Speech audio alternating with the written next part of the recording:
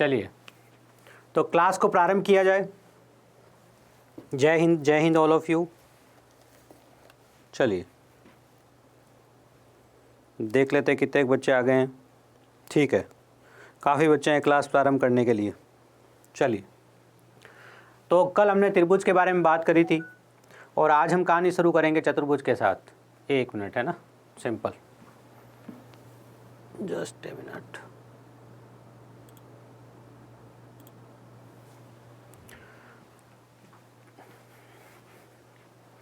हाँ, तो साथियों जय हिंद। आज हम शुरू करेंगे चतुर्भुज के साथ। और चतुर्भुज किसे कहते हैं आपको पता ही है। चार भुजाओं से घिरी बंद आकृति को चतुर्भुज कहते हैं। ठीक है, अब चतुर्भुज जो होते हैं हमारे सामने वो कितने प्रकार के होते हैं, सबसे पहले इस तरह की बात करी जाए।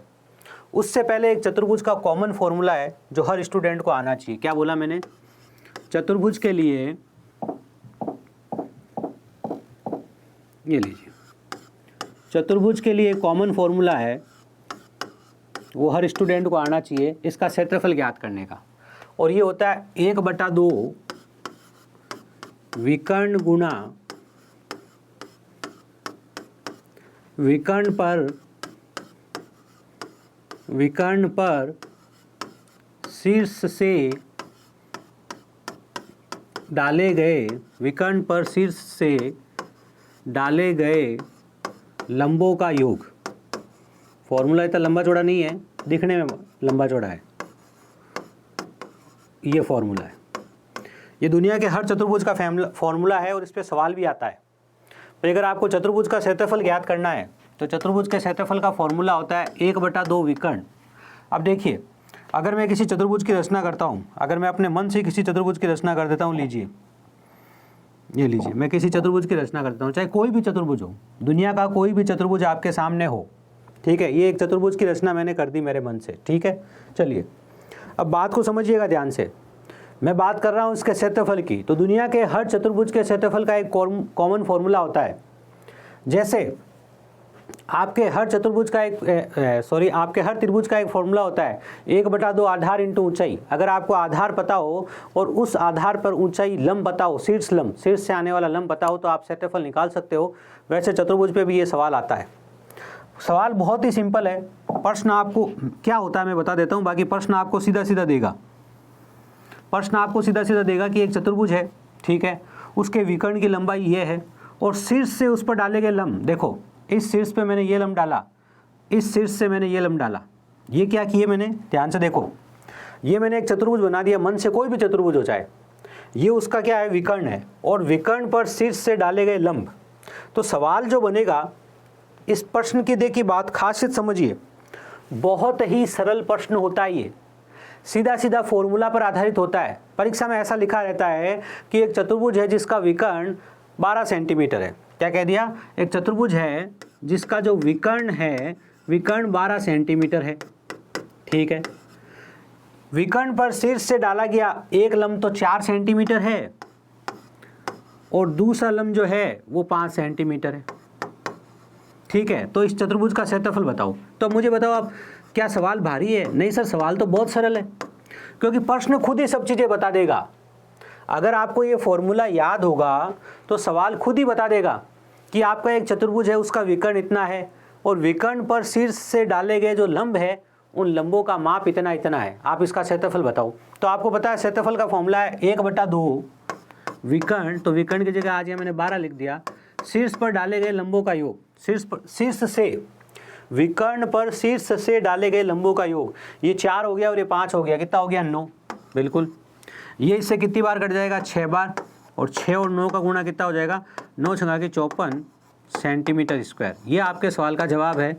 आई होप हर स्टूडेंट को बात समझ में आ गई है। इसमें कोई लंबी चौड़ी माया नहीं है, लंबी चौड़ी रामायण नहीं है।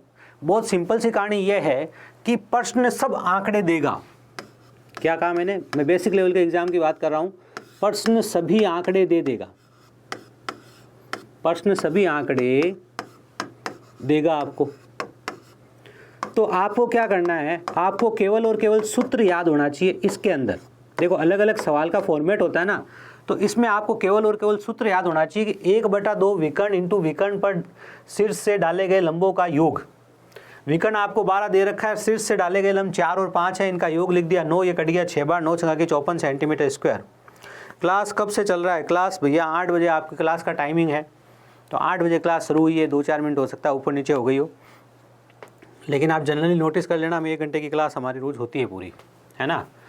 मैं देखता हूँ, टाइम नोटिस करता हूँ, 1 घंटा होने के बाद ही फ्री करता हूँ, ठीक है। चलिए, तो आई होप चतुर्भुज के ऊपर बनने वाला सबसे पहला सवाल कि चतुर्भुज का क्षेत्रफल क्या होता है आपको पता चल गया, ठीक है। अब हम बात करते हैं कि हमें जो चतुर्भुज पढ़ने हैं उनके प्रकार कौन कौन से हैं। जब आपने त्रिभुज पढ़े तो आपने त्रिभुज का भुजाओं के आधार पर, त्रिभुज का कोणों के आधार पर प्रकार बांटा था और उनको अलग अलग पढ़ा था, उनकी बेसिक तैयारी करी थी। आज हम चतुर्भुज के बारे में वही कार्य करने वाले हैं। पहले हम उनके नाम समझते हैं कि कौन कौन से चतुर्भुज हैं। तो सबसे पहला है समांतर चतुर्भुज, बहुत ही फेमस, बहुत ही इम्पोर्टेंट। सबसे पहला चतुर्भुज है हमारे सामने, वो है समांतर चतुर्भुज, ठीक है ना। चलिए, अब समांतर चतुर्भुज की क्या विशेषताएं होती है उसको हम ध्यान से, हाँ तो बेस ज़्यादा दिन नहीं हुए, 2-3 दिन की तो आपकी बेसिक अर्थमेटिक की क्लास हुई है, उसमें टॉपिक अभी शुरू होगा, और 2-3 दिन की अपने बेसिक एडवांस की क्लास हुई है, ताकि आप लोगों को पढ़ने से पहले की तैयारी कर लो, युद्ध लड़ने से पहले की तैयारी कर लो।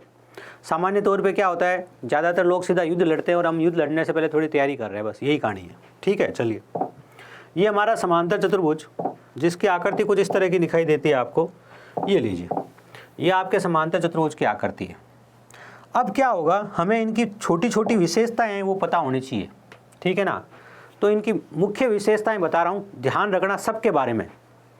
कोई भी चतुर्भुज आता है तो सबसे पहले बात करो उसकी भुजाओं की।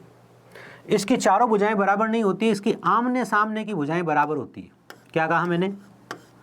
आमने सामने की भुजाएं बराबर, जिसे आप कह सकते हो सम्मुख भुजाएं बराबर, प्योर हिंदी में क्या कह सकते हो? सम्मुख भुजाएं बराबर। ये लीजिए, सम्मुख भुजाएं बराबर तथा समांतर। कॉपी में ये सब विशेषताएं लिखनी है, ध्यान रखना। सम्मुख भुजाएं बराबर तथा समांतर।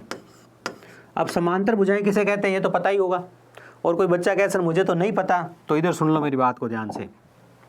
ऐसी दो रेखाएं जो एक दूसरे को कभी नहीं काटें उन्हें हम समांतर रेखाएं कहते हैं। क्या कहते हैं? समांतर रेखाएं। समांतर शब्द का मतलब होता है समान अंतर। समान अंतर। अगर दो रेखाएं हैं, इनके बीच का अंतर अगर हमेशा समान रहेगा तो ये एक दूसरे से कभी नहीं काटेगी, एक दूसरे से कभी नहीं मिलेगी।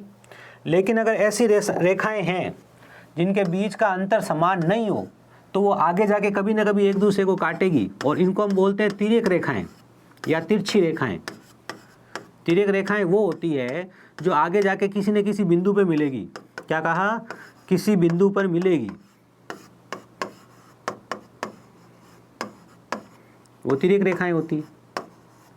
तो अगर हम ऐसे चतुर्भुज की बात करें जिसकी आमने सामने की भुजाएं बराबर भी हो, मतलब ये भुजा और ये भुजा बराबर होगी और समांतर भी होगी। समांतर मतलब इसका फिक्स फॉर्मेट हो गया, इन दोनों भुजाओं को अगर मैं आगे बढ़ाऊंगा तो कितना भी आगे बढ़ा लूँ ये एक दूसरे को कभी नहीं काटेगी, और ये भुजा और ये भुजा समांतर है, इनको अगर मैं कितना भी आगे बढ़ाऊँ तो एक दूसरे को कभी नहीं काटेगी। तो जो हमारा समांतर चतुर्भुज होता है, हाँ बिल्कुल, लाइव के बाद सभी क्लासेज ऐप पर अपलोड होती है।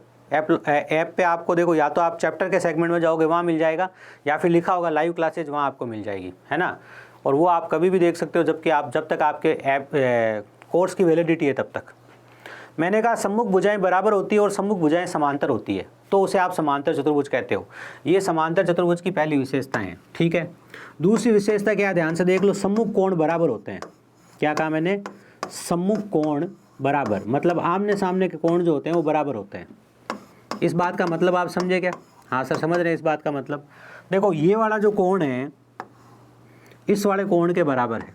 इन दोनों को एक ही नाम दे रहा हूँ, इसको भी मैं दे रहा हूँ बी वाई, इसको भी बी कोण, क्योंकि ये दोनों एक जैसे हैं नाप में। बाकी हम सवाल के अनुसार चलते हैं, अलग बात है। इसको मैं सी कोण नाम दे रहा हूँ, इसको भी सी कोण नाम दे रहा हूँ। तो बात समझ गए होंगे, सम्मुख कोण बराबर है, ये कोण और ये कोण आपस में बराबर है, और ये कोण और ये कोण आपस में बराबर है। किसकी विशेषताएं बता रहा हूं मैं विशेषताएं बता रहा हूं समांतर चतुर्भुज की। किसकी विशेषताएं बता रहा हूं मैं? समांतर चतुर्भुज की विशेषताएं बता रहा हूं। अब समांतर चतुर्भुज की अगली विशेषता क्या है, ध्यान से सुनना। विकर्ण बराबर नहीं होते हैं, विकर्ण बराबर नहीं होते हैं, याद रखिएगा। समांतर चतुर्भुज के जो विकर्ण होते हैं वो बराबर नहीं होते हैं। मतलब बराबर नहीं होते का क्या मतलब हुआ, बराबर नहीं होते का मतलब ये हुआ, जब आप एक विकर्ण ये बनाओगे, ठीक है, और आप एक विकर्ण ये बनाओगे। अब ये परफेक्ट समांतर चतुर्भुज आपके सामने है, क्योंकि मैंने डायग्राम डायरेक्ट लिया है वहाँ से, तो आप खुद देख रहे होंगे कि देखो ये विकर्ण कितना लंबा है और ये विकर्ण छोटा है। तो समांतर चतुर्भुज के विकर्ण बराबर नहीं होते हैं। बात समझ में आ गई? बिल्कुल। इसका अगला पॉइंट आपको यहाँ लिखना है, मैं यहाँ लिख दूँ इसका अगला पॉइंट, इसका आगे का पॉइंट यहाँ लिख रहा हूँ, या एक पॉइंट यहीं पे लिख दूँ मैं, यहाँ दिख रहा है क्या प्रॉपर? जस्ट ए मिनट, आगे ही लिख देते चलो। समांतर चतुर्भुज की अगली विशेषता यहाँ लिख रहा हूँ मैं, ध्यान से सुनना। विकर्ण समद्विभाजित करते हैं, विकर्ण एक दूसरे को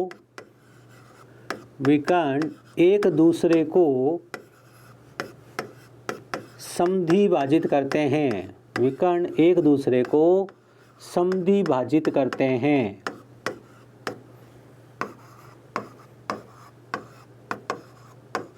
क्या कहा मैंने? समांतर चतुर्भुज की पहली विशेषताएं होती है कि सम्मुख भुजाएं बराबर होती है और समांतर होती है। अगली विशेषता है सम्मुख कोण बराबर होते हैं। अगली विशेषता है कि विकर्ण बराबर नहीं होते हैं। अगली विशेषता है कि विकर्ण एक दूसरे को समद्विभाजित करते हैं। इस बात का क्या मतलब हुआ, ध्यान से समझ लीजिए। इस बात का बहुत ही सिंपल और शानदार मीनिंग ये है, जब ये विकर्ण निकलेगा तो इस विकर्ण के दो बराबर टुकड़े कर देगा, और जब ये विकर्ण निकलेगा तो इस विकर्ण के दो बराबर टुकड़े कर देगा। बात समझे? जब ये वाला विकर्ण निकला तो इसके दो बराबर टुकड़े कर दिए, और जब ये वाला विकर्ण निकला तो इसके दो बराबर टुकड़े कर दिए। विकर्ण आपस में बराबर नहीं होते हैं, लेकिन जब विकर्ण एक दूसरे को काटते हैं तो समद्विभाजित कर देते हैं। मतलब ये वाला विकर्ण निकलेगा, इसके दो बराबर टुकड़े कर देगा, और ये वाला विकर्ण निकलेगा, इसके दो बराबर टुकड़े कर देगा। आई होप आपको बात समझ में आ गई है। तो ये समांतर चतुर्भुज की प्रमुख विशेषताएं थी जो आपको पता होनी चाहिए। क्या ठीक है सर, पता है हमारे को?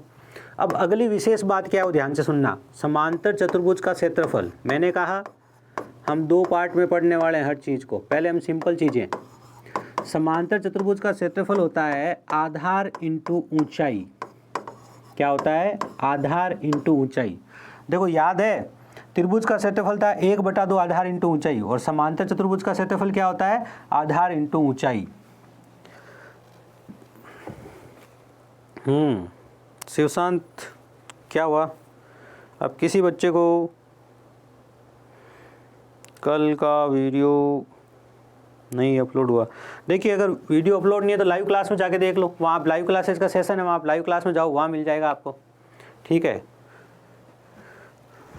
और बाकी है ना, देखो मैं एक बार चेक कर लेता हूँ ना, आप कह ही रहे हो तो मैं भी एक बार चेक कर लेता हूँ। 1 मिनट लगेगा। जब तक आप इसको है ना, आप इसको तो वैसे समझना है, नोट्स तो आप वैसे PDF देख के बनाओगे। देखो यहाँ क्षेत्रमिति लिखा हुआ है, क्षेत्रमिति में दोनों PDF दिख रही है मुझे। कोई बच्चा कह रहा है कि सर PDF नहीं आई है, हो सकता है आपको इतनी दूर से अब ये दिखे नहीं दिखे। देखो ध्यान से देखने की कोशिश करो, क्षेत्रमिति की PDF जो कल मैंने पढ़ाई थी वो PDF इसमें डाली गई है ना। चलिए ओके है, मैंने ही डाली थी। अब क्या सर इसमें सेकंड क्लास नहीं है? अब सेकंड क्लास नहीं है तो कोई दिक्कत नहीं है, आप यहाँ लाइव क्लासेज में जाके देख लो। अच्छा लाइव में आपको यहाँ नहीं दिख रही है क्या? ये है ना, ये लाइव क्लासेज। देखो एक यहाँ लिखा हुआ है ना लाइव क्लासेज, दो चीज़ें लिखी हुई है। एक तो लिखा हुआ है कंटेंट, मेरी बात ध्यान से सुन लो जो कह रहा है क्लास नहीं मिली कल की वो। एक तो लिखा है कंटेंट, कंटेंट में आप क्षेत्रमिति में जाओ, क्षेत्रमिति में आपको पहले दिन की क्लास मिल रही है, दोनों दिन की क्लास की PDF यहाँ पर डाली गई है। मैंने वही प्रोसीजर, मेरे पास भी वही एप्लीकेशन है जो आपके पास है, और सबके पास वही होती है, एप्लीकेशन कॉमन होती है हमारे पास। ऊपर लिखा है लाइव क्लासेज। अगर जैसे कल की जो लाइव क्लास हुई थी वो वहाँ नहीं डाली गई है तो आप यहाँ ले लीजिए, यहाँ देख लीजिए आप लाइव क्लासेज। 1 घंटे 9 मिनट की कल की लाइव क्लास आपको दिख रही है यहाँ पे, समझ गए? तो दो जगह आप क्लास ढूंढ सकते हो, या तो क्लास में आ जाएगी वहाँ पे डायरेक्ट, नहीं तो लाइव क्लास में। और PDF मैंने डाल ही दी है, आज भी मैं क्लास के जस्ट बाद PDF डाल दूंगा ताकि आपके नोट्स बनाने में ईजी हो जाए। अब आ जाएँ वापस कहानी पे अपनी पे, लीजिए। लाइव क्लास में थोड़ा सा यही पंगा होता है, छोटी छोटी समस्याएं हमारा समय ले लेती है। लीजिए फिर, तो समांतर चतुर्भुज के बारे में मुख्य बातें आपको पता चल गई। कुछ और चीज़ें होती है, बहुत ही फेमस है ये, ठीक है ना।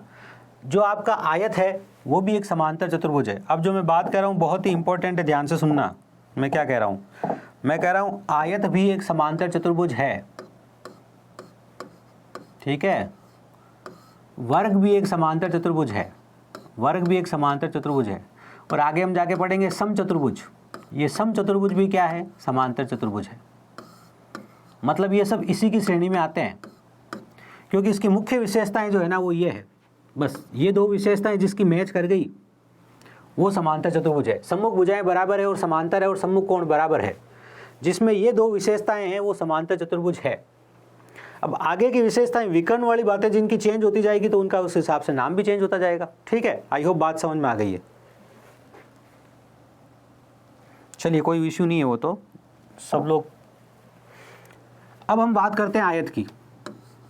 हमने समांतर चतुर्भुज पढ़ लिया, अब हम आयत की बात कर रहे हैं। मैं यूँ नहीं कह रहा हूँ कि हमने समांतर चतुर्भुज का सब कुछ पढ़ लिया, लेकिन आपको बेसिक के लिए जो पता होना चाहिए वो आपने पढ़ लिया, ठीक है। चलिए ये याद होगा तो लास्ट डे और कुछ चीज़ें बताऊंगा, वो भी याद होगी, वो भी याद करनी पड़ेगी, आनंद आएगा। लीजिए ये हमारा आयत है, इसकी भी आमने सामने की भुजाएं बराबर होती है। पहली विशेषता तो वही है, आमने सामने की भुजाएं बराबर, या सम्मुख भुजाएं कह देते हैं। सम्मुख भुजाएं, ये लिख लेना एक बार सब विशेषताएं, ताकि रोज रोज परेशान नहीं होना पड़े। सम्मुख भुजाएं बराबर और समांतर, सम्मुख भुजाएं बराबर और समांतर होती है। बात समझ में आ रही है? बिल्कुल आ रही है सर। सम्मुख कोण बराबर होता है, सम्मुख कोण बराबर, यह आपका जो सम्मुख कोण होता है, आमने सामने का कोण बराबर होते हैं, ठीक है। बिल्कुल सर। अब आपको अगर सर सम्मुख कोण क्या है, इसके तो सभी कोण ही बराबर होते हैं, इसके तो सभी कोण बराबर होते हैं। हाँ, सभी कोण बराबर होते हैं, बिल्कुल। फिर जो हमारा आयत होता है, इसके शीर्ष पर समकोण होता है। ये कोने पर क्या होता है, 90 डिग्री का कोण। हमारे आयत के शीर्ष पर क्या होता है, शीर्ष पर समकोण होता है।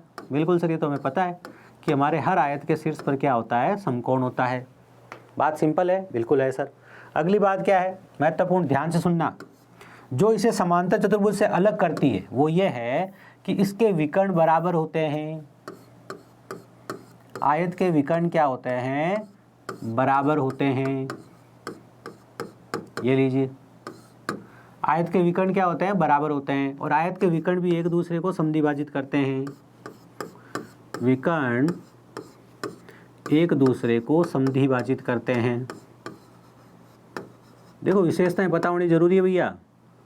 एक दूसरे को समद्विभाजित करते हैं। ये लीजिए, आयत का जो क्षेत्रफल होता है वो लंबाई इंटू चौड़ाई होता है। ये वाली भुजा है, इसको आप लंबाई कह दो, और इस वाली भुजा को आप क्या कह दो, चौड़ाई कह दो, ठीक है ना। ये हमारे आयत की प्रमुख विशेषताएं हैं। लेकिन हमारा आयत बहुत ही फेमस है, आई होप। हाँ, अर्थमेटिक पढ़ाते हैं अशोक सर, और एडवांस पढ़ाता हूँ मैं, ठीक है। चलिए आप ये बातें जान लीजिए, सवाल के रूप में आ जाती है। देखिए अगर कोर्स कराना होगा तो मैं 10 दिन में भी करा सकता हूँ, लेकिन मैं चाहता हूँ कि आपके मेंसुरेशन में मार्क्स नहीं घटे। उसके लिए पहले आपको बेसिक तैयार करना पड़ेगा। हम आयत के ऊपर आ जाते हैं।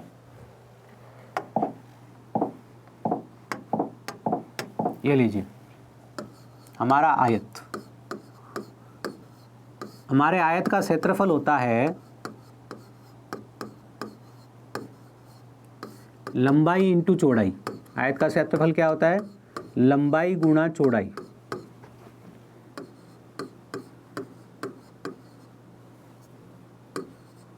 ये लीजिए, आयत का परिमाप क्या होता है, परिमाप का मतलब होता है चारों तरफ का माप।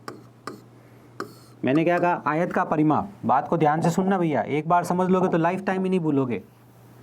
ये आपका आयत है, इसमें ये लंबाई है, परिमाप मतलब चारों तरफ का माप। तो पहले आप लंबाई पे चढ़ोगे, फिर आप चौड़ाई पे चलोगे, फिर आप लंबाई पे चलोगे, फिर आप चौड़ाई पे चढ़ोगे, तो पूरा हो जाएगा। देखो लंबाई चौड़ाई, लंबाई चौड़ाई, तो परिमाप क्या हो गया, 2 बार लंबाई प्लस चौड़ाई। ये आपके आयत का क्या हो गया, परिमाप। आयत का परिमाप क्या होता है, 2 बार लंबाई प्लस चौड़ाई। आई होप बात समझ में आ गई है, ठीक है। अगला बहुत ही महत्वपूर्ण चीज़ है कि आयत के जो विकर्ण का वर्ग होता है, आयत के विकर्ण का जो वर्ग होता है वो लंबाई का वर्ग प्लस चौड़ाई का वर्ग होता है। क्या कहा? आयत के जो विकर्ण का वर्ग होता है वो लंबाई का वर्ग प्लस चौड़ाई का वर्ग होता है। कैसे सर? ध्यान से सुनना। अभी जो पहले जो पढ़ चुके हैं मतलब इन 2 दिनों में, उनको बहुत आनंद आने वाला है। इस बात को ध्यान से देखिए, ये क्या दिखाई दे रहा है? ये दिखाई दे रहा है समकोण त्रिभुज। तो जो आयत का जो विकर्ण है, ये इसको ध्यान से देखिए, आयत का जो विकर्ण है ये क्या कर रहा है? आयत का विकर्ण को ध्यान से देखिए, आयत का विकर्ण क्या कर रहा है? ये कर्ण का काम कर रहा है। ये जो आयत की चौड़ाई है ये किसका काम कर रही है? लंब का काम कर रही है। और ये जो आयत का लंबाई है किसका काम कर रही है? आधार का काम कर रही है। सिर्फ इतने को आप बाहर निकाल के देखो ध्यान से।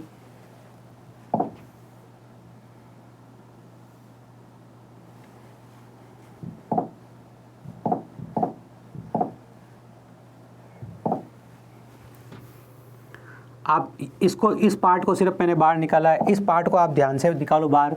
तो आपको यहाँ क्या दिखाई दे रहा है? ये आपके आयत का विकर्ण है कि नहीं है? बिल्कुल है सर। ये आपके आयत की चौड़ाई है कि नहीं है? बिल्कुल है। और ये आपके आयत की लंबाई है।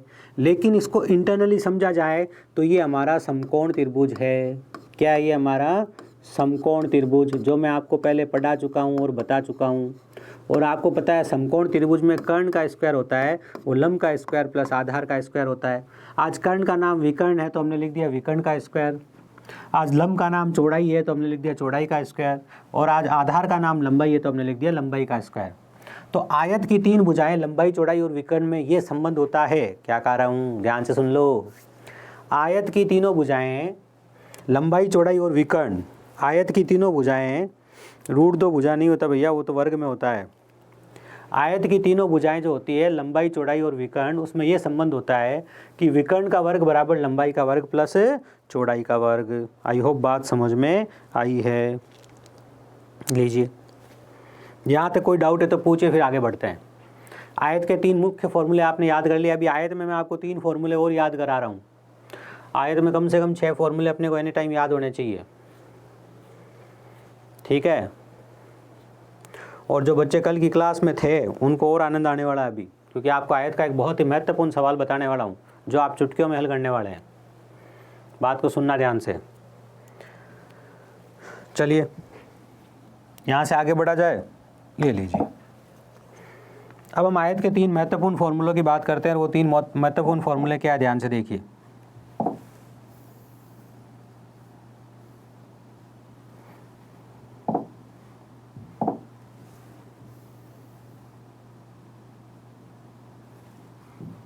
ये हमारे पास कोई आयताकार खेत है, ये वाला आयताकार खेत है, उसके बाहर की तरफ रास्ता है। ये आयताकार खेत है, उसके अंदर की तरफ रास्ता है। 2 बातों का मतलब क्या है, ध्यान से समझ लेना। बाहर की तरफ रास्ता और अंदर की तरफ रास्ता। इस खेत के अंदर अगर मैं बोलूँ बाहर की तरफ रास्ता, इसका मतलब तो ये हुआ कि ये आपका खेत है। बात समझ रहे हो? ये आपका खेत है और आपने रास्ता कहाँ बना लिया? आपने रास्ता खेत के बाहर की तरफ बना लिया है। ये मेरे कहने का मतलब हो गया बाहर की तरफ रास्ता। बात समझ में आ गई? बिल्कुल आ गई सर। बाहर की तरफ रास्ता।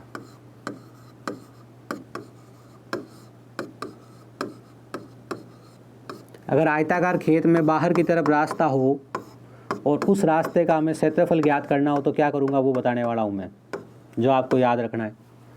सेम टू सेम कहानी हो गई अंदर की तरफ रास्ता। अब उसमें अपने को कोई टेंशन लेने की ज़रूरत नहीं है, सवाल खुद कह देगा कि ये बाहर की तरफ रास्ता है और ये अंदर की तरफ रास्ता है। हमें तो बस काम करना है उस पर। अब वो आपको नज़र तो सेम ही आएंगे, दोनों एक दूसरे से अलग तो नज़र आने से रहे।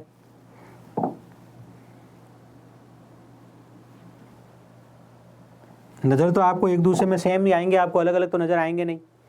अब इसमें बाहर की तरफ रास्ता है, मतलब आपका ओरिजिनल खेत ये है, ये आपका ओरिजिनल खेत की लंबाई चौड़ाई है और ये बाहर की तरफ रास्ता है। अगर आपसे कहा जाए अंदर की तरफ रास्ता, बात को सुनना ध्यान से, एक बार वापस लिख रहा हूँ मैं, बाहर की तरफ रास्ता। ये कौन सा रास्ता है? बाहर की तरफ। और हमारा टॉपिक है आयताकार खेत में रास्ते का क्षेत्रफल। बहुत ही फेमस और बहुत ही इम्पोर्टेंट सवाल है। 2015 में भी इस पे सवाल आया था, 2019 में भी इस पे सवाल आया था और 2021 में भी इस पे सवाल आया था। ठीक है ना? रास्ते का क्षेत्रफल, आयताकार खेत के रास्ते का क्षेत्रफल 2015 में भी, 2019 में भी और 2021 में भी, तीनों साल इस पे सवाल आया था। आयताकार खेत के अंदर की तरफ रास्ता, अंदर की तरफ रास्ता, ठीक है, अब आपको कुछ घबराने की ज़रूरत नहीं है। जब ये सवाल हमारे सामने होगा, अभी का अभी याद कर लेना है सबको अंदर लिखा है, अंतर नहीं लिखा है ना, अंदर सभी को अभी का अभी याद हो जाना चाहिए। रास्ते के क्षेत्रफल का फॉर्मूला हर बच्चे को अभी का अभी याद हो जाएगा, ध्यान से सुन लेना, ठीक है ना। और रास्ते के क्षेत्रफल का फॉर्मूला क्या है, ध्यान से देखिए, क्षेत्रफल बराबर 2a l plus B plus 2a, ठीक है, और क्षेत्रफल बराबर 2a l plus B minus 2a। तो सबसे पहले तो आप यहाँ बल्ब लगाओ, इस फॉर्मूले को याद करने में एक बल्ब लगा लो शानदार सा, कि 2a l प्लस बी, उसके बाद plus minus 2a। Plus 2a तब लिखना जब सवाल कहे बाहर की तरफ रास्ता है। जब हमारा प्रश्न कहे एक आयत की दो अलग अलग सवाल लिख रहा हूँ, प्रश्न कहे सॉरी, एक आयत की लंबाई 12 है, एक आयत की चौड़ाई 8 है, और इसके चारों ओर बाहर की तरफ रास्ता है, और रास्ते की चौड़ाई, क्या कहा मैंने, रास्ते की चौड़ाई वो 1.5 सेंटीमीटर है, ठीक है। तो आप रास्ते का क्षेत्रफल बताओ, एक सवाल ये हो गया। दूसरा सवाल हमारे को देवे कि भाई आपके पास आयताकार खेत है, उसकी लंबाई मान लो 8 है, कुछ भी मान लो, तो सवाल के अनुसार होगी अलग अलग, मान लो 15 है, चौड़ाई मान लो 10 है, अंदर की तरफ रास्ता है, और इस रास्ते की चौड़ाई, क्या कह दिया मैंने, रास्ते की चौड़ाई समझ गए, ये रास्ते की चौड़ाई जो चारों तरफ बराबर रहेगी, अगर आयताकार खेत के हिसाब से, आयत के हिसाब से बना हुआ है, तो रास्ते की चौड़ाई मान लो आपको दे दी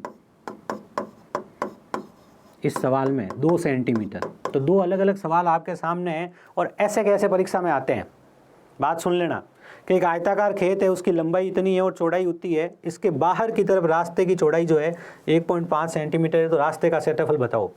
ये सवाल ऐसा आएगा कि आयताकार खेत की लंबाई इतनी है, चौड़ाई इतनी है, और इसमें अंदर की तरफ रास्ता है 2 सेंटीमीटर चौड़ा, तो रास्ते का क्षेत्रफल बताओ। सवाल पहले से आपके दिमाग में फिट है कि मुझे ये सवाल पूछेगा। अच्छा, एक बहुत ही इंपॉर्टेंट बात है, ध्यान से सुन लो, ये का ये कॉन्सेप्ट वर्ग में भी काम आएगा, और वहाँ भी आपको ये का ये फॉर्मूला ही याद करना पड़ेगा, अलग फॉर्मूला नहीं याद कराऊंगा, इसी फॉर्मूले से वहाँ भी काम चलाएंगे हम। बात समझ रहे हैं। अब यहाँ पे देखो, मैं रास्ते का क्षेत्रफल निकाल रहा हूँ, ध्यान से समझ लो। ये a क्या है, L4 तो लंबाई है, B4 चौड़ाई है, ध्यान से सुन लो, L4 तो लंबाई है, B4 चौड़ाई है, और a क्या है, ये है a, जो रास्ते की चौड़ाई है उसे हमने a बोला है। क्या कहा मैंने, जो रास्ते की चौड़ाई है उसे हमने a बोला है। ये देखिए, ये आपके रास्ते की चौड़ाई है, जो चारों तरफ बराबर होगी, हमारे डायग्राम में दिखे या नहीं दिखे, बराबर होगी, जिसको हमने a बोला है। तो देखो 2a, रास्ते की चौड़ाई कितनी बताई, 1.5, तो 1.5 को 2 से गुणा करोगे तो कितना आ जाएगा, 3 आ जाएगा। समझ में आया, 3 कैसे लिखा, 2a, a है रास्ते की चौड़ाई, और रास्ते की चौड़ाई कितनी है, 1.5, 1.5 का 2 गुणा करूँगा तो 3 आ जाएगा। l प्लस बी, लंबाई की जगह 12, चौड़ाई की जगह 8, प्लस 2a, वही 2a तो आपने यहाँ पे ज्ञात किया था, कितना हुआ था, 3, ठीक है। 12 और 8 20, 20 और 3 23, 23 तिया 69, 23 तिया 69 सेंटीमीटर स्क्वायर। पहले सवाल का जवाब आ गया। आई होप आपको बात समझ में आई है। कुछ बच्चों ने उत्तर भी दिया है, सोनू ने गलत दिया है, मनील ने सही दिया है, कन्फ्यूजन हो गए होंगे वो, ठीक है ना। चलिए, 12 8 20 और 3 23, और 23 तिया 69। अब इसके अंदर ज्ञात करते हैं हम रास्ते का क्षेत्रफल। बात को ध्यान से सुनना। अब हम यहाँ रास्ते का क्षेत्रफल ज्ञात करते हैं। 2a, ए हमारा क्या है, रास्ते की चौड़ाई कितनी दे रखी है, 2। देखो ये अपने को 2 दे रखा भैया, ये जो रास्ते की चौड़ाई है ये हमें 2 दे रखी है, बिल्कुल सर। लंबाई हमें कितनी दे रखी है, लंबाई हमें 15 दे रखी है, ठीक है। इस बार देखो अंदर की तरफ रास्ता है, तो हमें बार वाली लंबाई दे रखी है, ये 15, ठीक है ना। और चौड़ाई, ये चौड़ाई हमें 10 दे रखी है, ये वाली चौड़ाई, ये आपकी चौड़ाई 10 दे रखी है, बार वाली, क्योंकि रास्ता अंदर की तरफ है। पर आपको ये टेंशन लेने की ज़रूरत नहीं है कौन सी बाहर की लंबाई है, कौन सी अंदर की लंबाई है। आपका सवाल खुद आपको लिख के देगा। आपको तो सिर्फ ये बात ध्यान रखनी है, फॉर्मूला याद रखना है, ट्रिक याद रखनी है।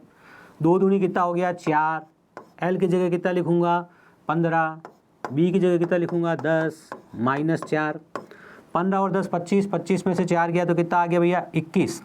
तो 4 × 21, 4 × 21 हो गया 84, 84 सेंटीमीटर स्क्वायर। अगले सवाल का जवाब है। आई होप आपको बात समझ में आ गई होगी।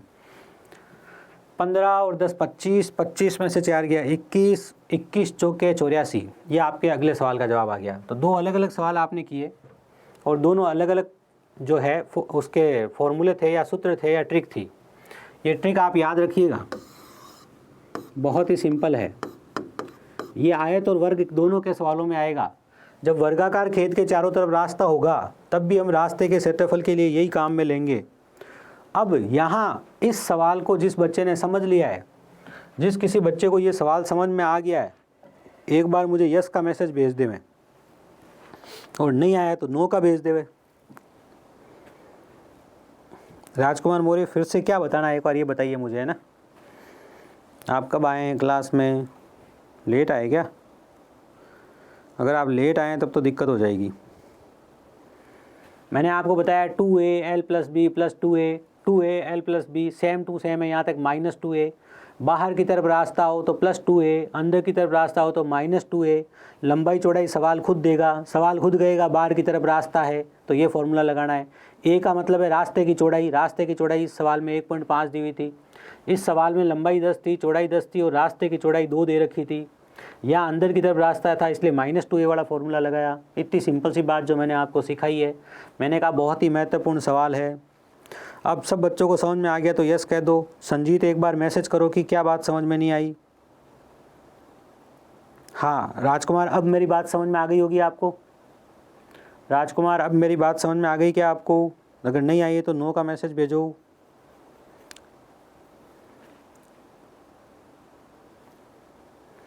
अगर आप रोज़ आ रहे हैं, रोज़ पढ़ रहे हैं, शुरू से पढ़ रहे हैं तो हर बात आपको समझ में आनी चाहिए। जिसको नहीं समझ में आई नो का मैसेज भेजें, जिसको समझ में आ गई यस का मैसेज भेजें। कोई दिक्कत नहीं है, अगर आप नो का मैसेज भेजेंगे तो एक बार और बता देंगे, है ना। लेकिन आपको समझ में आ जाना चाहिए क्योंकि अभी नहीं आएगा ना तो भैया ये तो बहुत सिंपल बेसिक चीज़ें हैं, आगे तो कहानी बहुत भारी होने वाली है। मैंने कहा मेंसुरेशन सरल नहीं आएगी और छोड़ के सिलेक्शन नहीं ले सकते, ठीक है ना।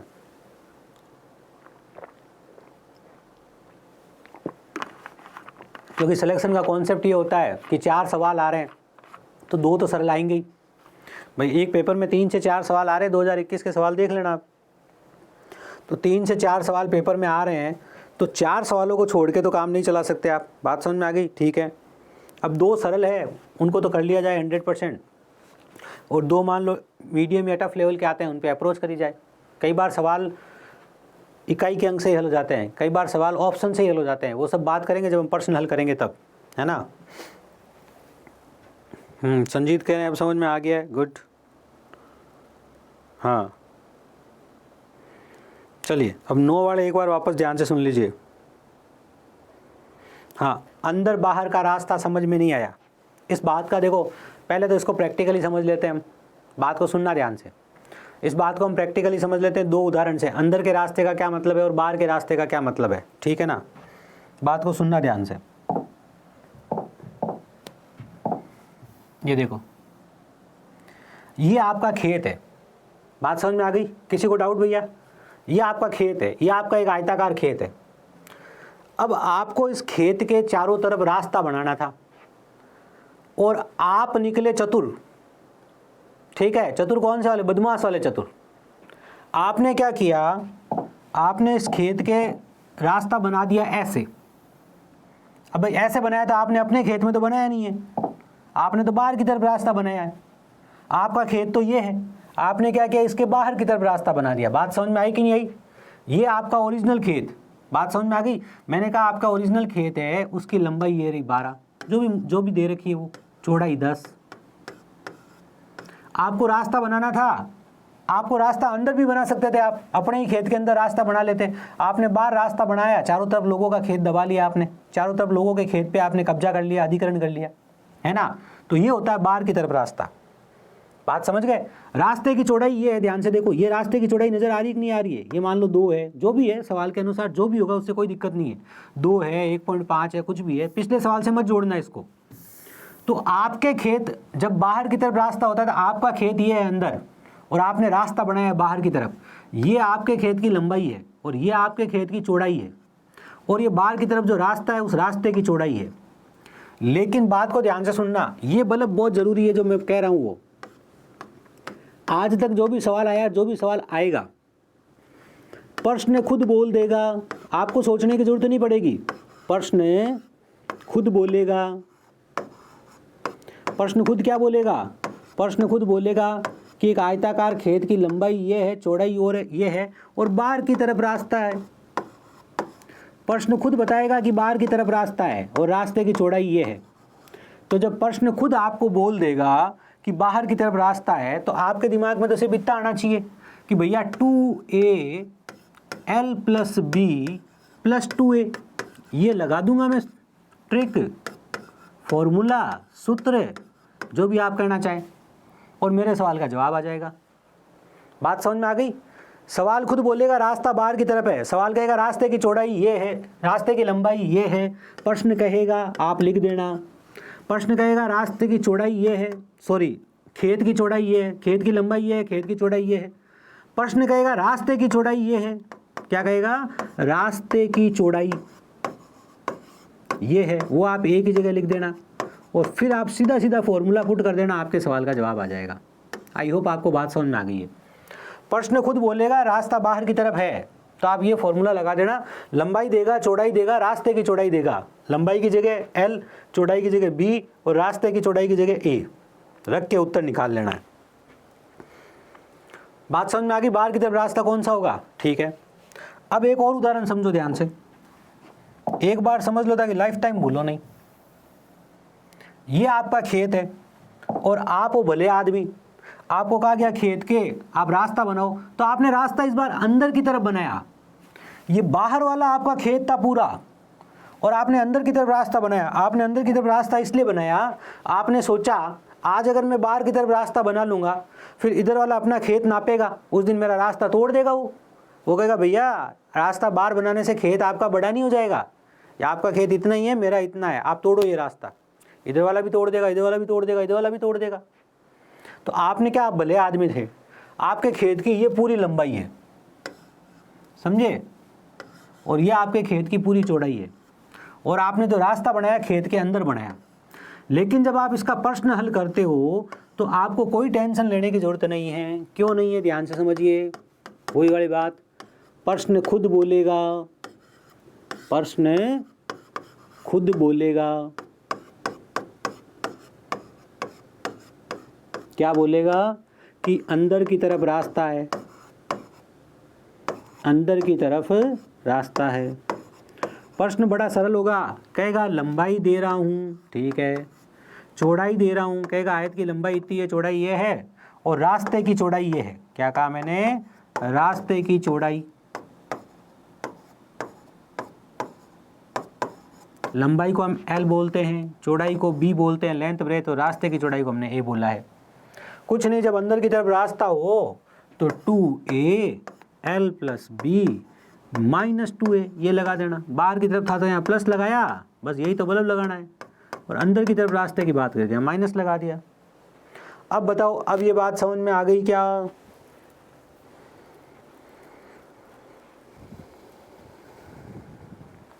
सर मुझे कैसे ही पता चलेगा कि कौन है रास्ता? प्रश्न बोलेगा, प्रश्न के अंदर लिखा होगा, आया हुआ प्रश्न देखिएगा, मैंने प्रश्न बताया उस पर विचार कीजिएगा। अब किसी को नहीं समझ में आया तो नो का मैसेज भेजो।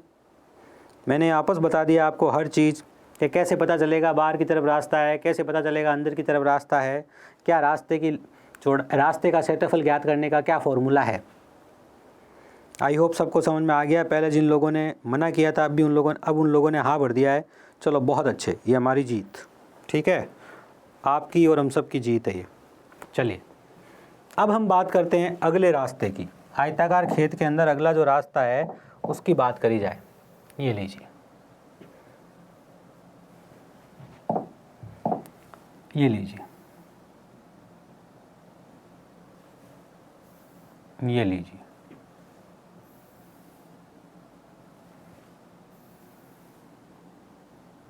ये रास्ता है।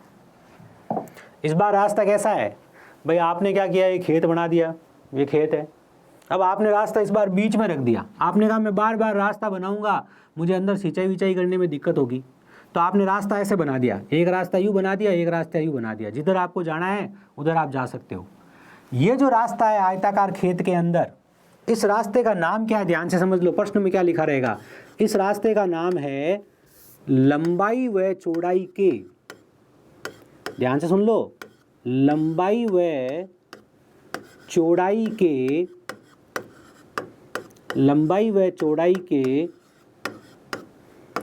समानांतर रास्ता। लंबाई और चौड़ाई के समानांतर कैसे, ध्यान से सुनो। ये रास्ता किसके समानांतर है, लंबाई के समानांतर है। ये रास्ता किसके समानांतर है, चौड़ाई के समानांतर है। बात समझ में आ गई। ये जो रास्ता है ये लंबाई के समानांतर है, देखो लंबाई ऐसे चल रही है और ये रास्ता भी ऐसे चल रहा है। और ये जो रास्ता ये चौड़ाई के समानांतर है, देखो चौड़ाई ऐसे जा रही है और ये भी ऐसे जा रहा है। तो ये लंबाई के समानांतर, ये चौड़ाई के समानांतर। लेकिन प्रश्न खुद बोलेगा, अब प्रश्न क्या क्या बोलेगा ध्यान से सुन लेना। बात पहले ये सुन लो कि प्रश्न खुद क्या बोलेगा। प्रश्न खुद बोलेगा मतलब प्रश्न के अंदर लिखा रहेगा। प्रश्न खुद बोलेगा एक आयताकार खेत की लंबाई मैं आपको बता रहा हूँ इतनी है, चौड़ाई मैं आपको बता रहा हूँ इतनी है, प्रश्न बता देगा। और फिर कहेगा इसमें, देखो प्रश्न खुद बोलेगा कि इसमें लंबाई और चौड़ाई के समानांतर, देखो प्रश्न की भाषा क्या होगी, परीक्षा में बोल रहा हूँ ध्यान से सुनो। इसमें लंबाई और चौड़ाई के समानांतर 2 मीटर चौड़ा रास्ता है। तो ये ए जो है ये भी प्रश्न खुद बोल के बताएगा। और प्रश्न खुद कहेगा कि रास्ता लंबाई और चौड़ाई के समानांतर है। आपको तो बस 3 बातें याद रखनी है। प्रश्न बोलेगा बाहर की तरफ रास्ता, प्रश्न बोलेगा अंदर की तरफ रास्ता, और प्रश्न बोलेगा लंबाई और चौड़ाई के समानांतर रास्ता। ठीक है, तो जब रास्ता लंबाई और चौड़ाई के समानांतर हो, मतलब आपका प्रश्न बाई चांस ऐसे बोल देवे कि ये 15 है, ये 10 है और ये 1.5 मीटर है। अगर मीटर है सब मीटर में तो ये भी मीटर में। लंबाई बता दी, आयताकार खेत की चौड़ाई बता दी, और जो लंबाई और चौड़ाई के समानांतर जो रास्ता है वो रास्ते की चौड़ाई बता दी। ये जो अपने ए है, ए क्या है, ए है रास्ते की चौड़ाई। उस टाइम अगर आपको रास्ते का क्षेत्रफल ज्ञात करना हो तो ध्यान से सुनना बात को। उस टाइम अगर आपको रास्ते का क्षेत्रफल ज्ञात करना है, रास्ते का क्षेत्रफल अब अगर आपको ज्ञात करना है तो रास्ते के क्षेत्रफल का फॉर्मूला होगा ए, 2a नहीं है, l प्लस बी माइनस ए। अब देखो पिछले फॉर्मूले में यहाँ दोनों जगह 2a था और इस फॉर्मूले में यहाँ a है, तो यही तो आपको याद रखना है। यही तो आपको 3 ट्रिक याद रखनी है सिंपल सी। ठीक है, इसको पहले हल किया जाए। a की जगह लिख दिया 1.5, ठीक है सर। लंबाई हो गई 15, चौड़ाई हो गई 10 और ये हो गया 1.5। 15 और 10 कितना हो गया भैया, 15 और 10 25 हो गया सर। 25 में से 1.5 गया तो 23.5 आ गया। 23.5 को मुझे 1.5 से गुणा करना है। कर लेना खुद से, कि खुद से क्यों करे सर, आप कराओ तो लो मैं करा देता हूँ, क्या दिमाग लगा सकते हैं। 15 का पारा सरल होता है, सबको आता है। 15 5 75, हासिल का 7, 15 तिया 45, 45 7 52, हासिल का 5, 15 दूना 30, 30 और 5 35, 2 के बाद निशान लगा दो, ये लो 35.25। बहुत तरीके हैं मेरे पास इसको करने के। इस एक गणना को करने के मेरे पास 10 तरीके हो सकते हैं परीक्षा के दृष्टिकोण से, लेकिन फिलहाल तो हम कुछ अलग चीज़ सीख रहे हैं। तो ये हमने रास्ते का क्षेत्रफल निकाला। आई होप गणना सही है। 15 5 75, 7 15 तिया 45, 7 52, 5 15 दूना 30 और 5 35। 2 के बाद पॉइंट लगाना था, 1 के बाद यहाँ पॉइंट है, 1 के बाद यहाँ पॉइंट है, 2 के बाद पॉइंट लगा दिया। तो देखो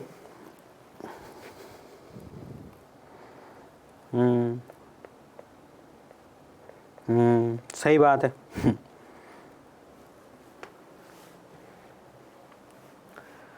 देखो फॉर्मेलिटीज करना छोड़ो, अगर जीवन में सफल बनना है ना तो पूरा ज्ञान लेना सीखो। एक बात ध्यान रख लेना, बहुत सिंपल सी बात बता रहा हूँ। आज के अधिकतम 100 दिन बाद, 100 दिन बाद शुरू नहीं करना है, आज के अधिकतम 100 डेज बाद मैंचुरेशन में,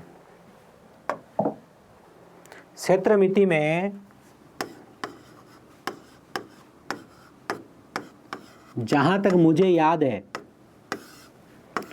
2011 से लेके 2021 तक 300 प्रश्न आए हैं।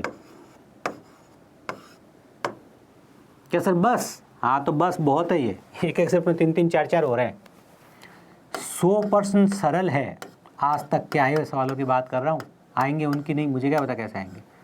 100 मीडियम लेवल के हैं,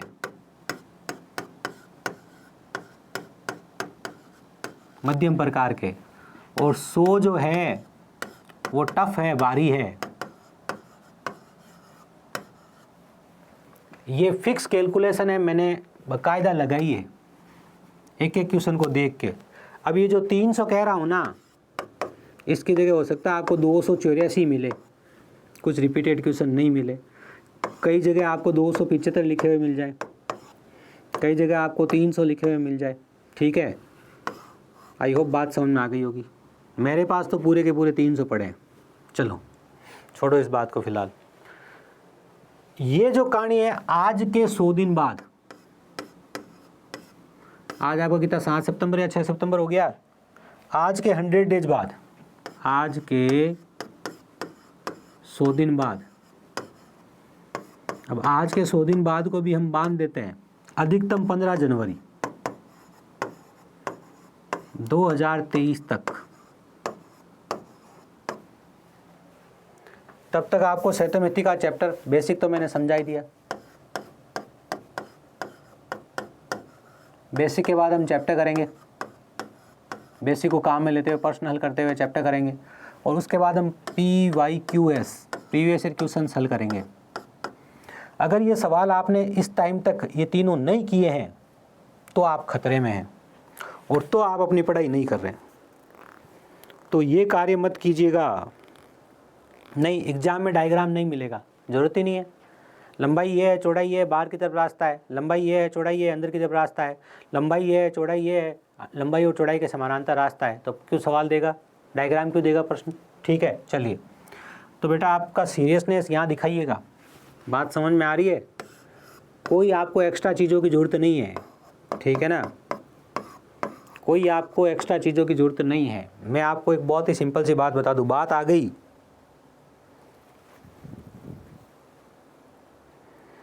हाँ, लेवल का क्वेश्चन भी कराएंगे। हर जब आज तक के एग्ज़ाम में आया हो हर क्वेश्चन करा देंगे तो हर लेवल का सवाल हो जाएगा। लेकिन हमने एक समूह बनाया है, हमने एक टीम बनाई है जिसमें आप और हम दोनों हैं, तो सब बच्चों को साथ लेके चलना पड़ेगा।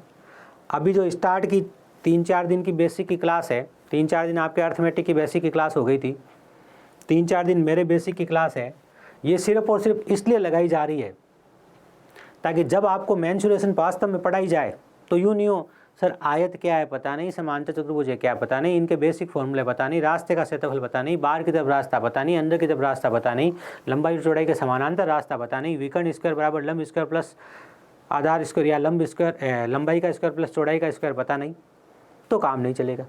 इसलिए क्लास लगाई गई है। ठीक है ना, चलिए लीजिए आगे बढ़ते हैं। तो सवाल जब कहे लंबाई बाहर की तरफ रास्ता तो +2 है, सवाल जब कहे अंदर की तरफ रास्ता तो -2 है, सवाल खुद बोलेगा, टेंशन की जरूरत ही नहीं। सवाल लंबाई देगा, चौड़ाई देगा और रास्ते की चौड़ाई देगा। हमें तो इसके अंदर सिर्फ लगन ही है। और क्या लंबाई और चौड़ाई के समानांतर रास्ता तो L + B - A L + B - A।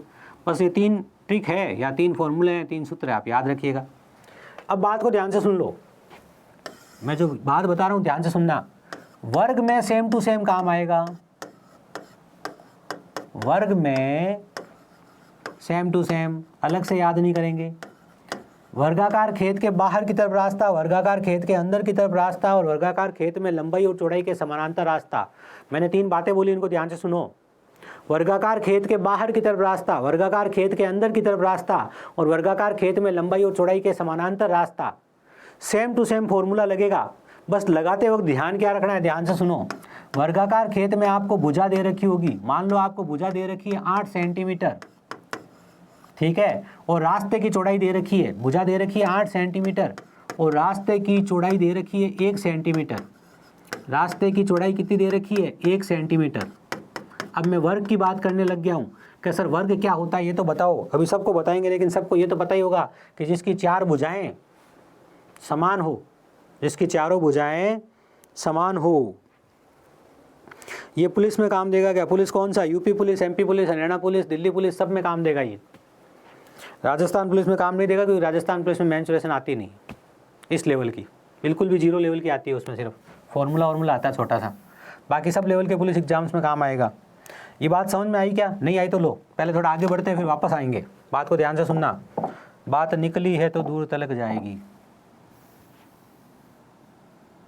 लो, ये हमारा वर्ग है जिसकी सम्मुख भुजाएं बराबर, जिसकी सम्मुख भुजाएं बराबर तथा समांतर होती है, ठीक है। और सम्मुख कोण बराबर होते हैं,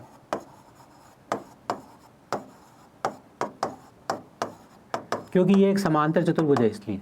लेकिन इसकी विशेषताएं, अलग से विशेषताएं क्या है? अलग से विशेषताएं ये है कि आमने सामने की भुजाएं तो समांतर और बराबर होती है, सभी भुजाएं बराबर होती है इसकी क्या होती है? इसकी सभी भुजाएं बराबर होती है, सभी भुजाएं बराबर होती है। बिल्कुल सर, सभी भुजाएं क्या होती है? बराबर होती है।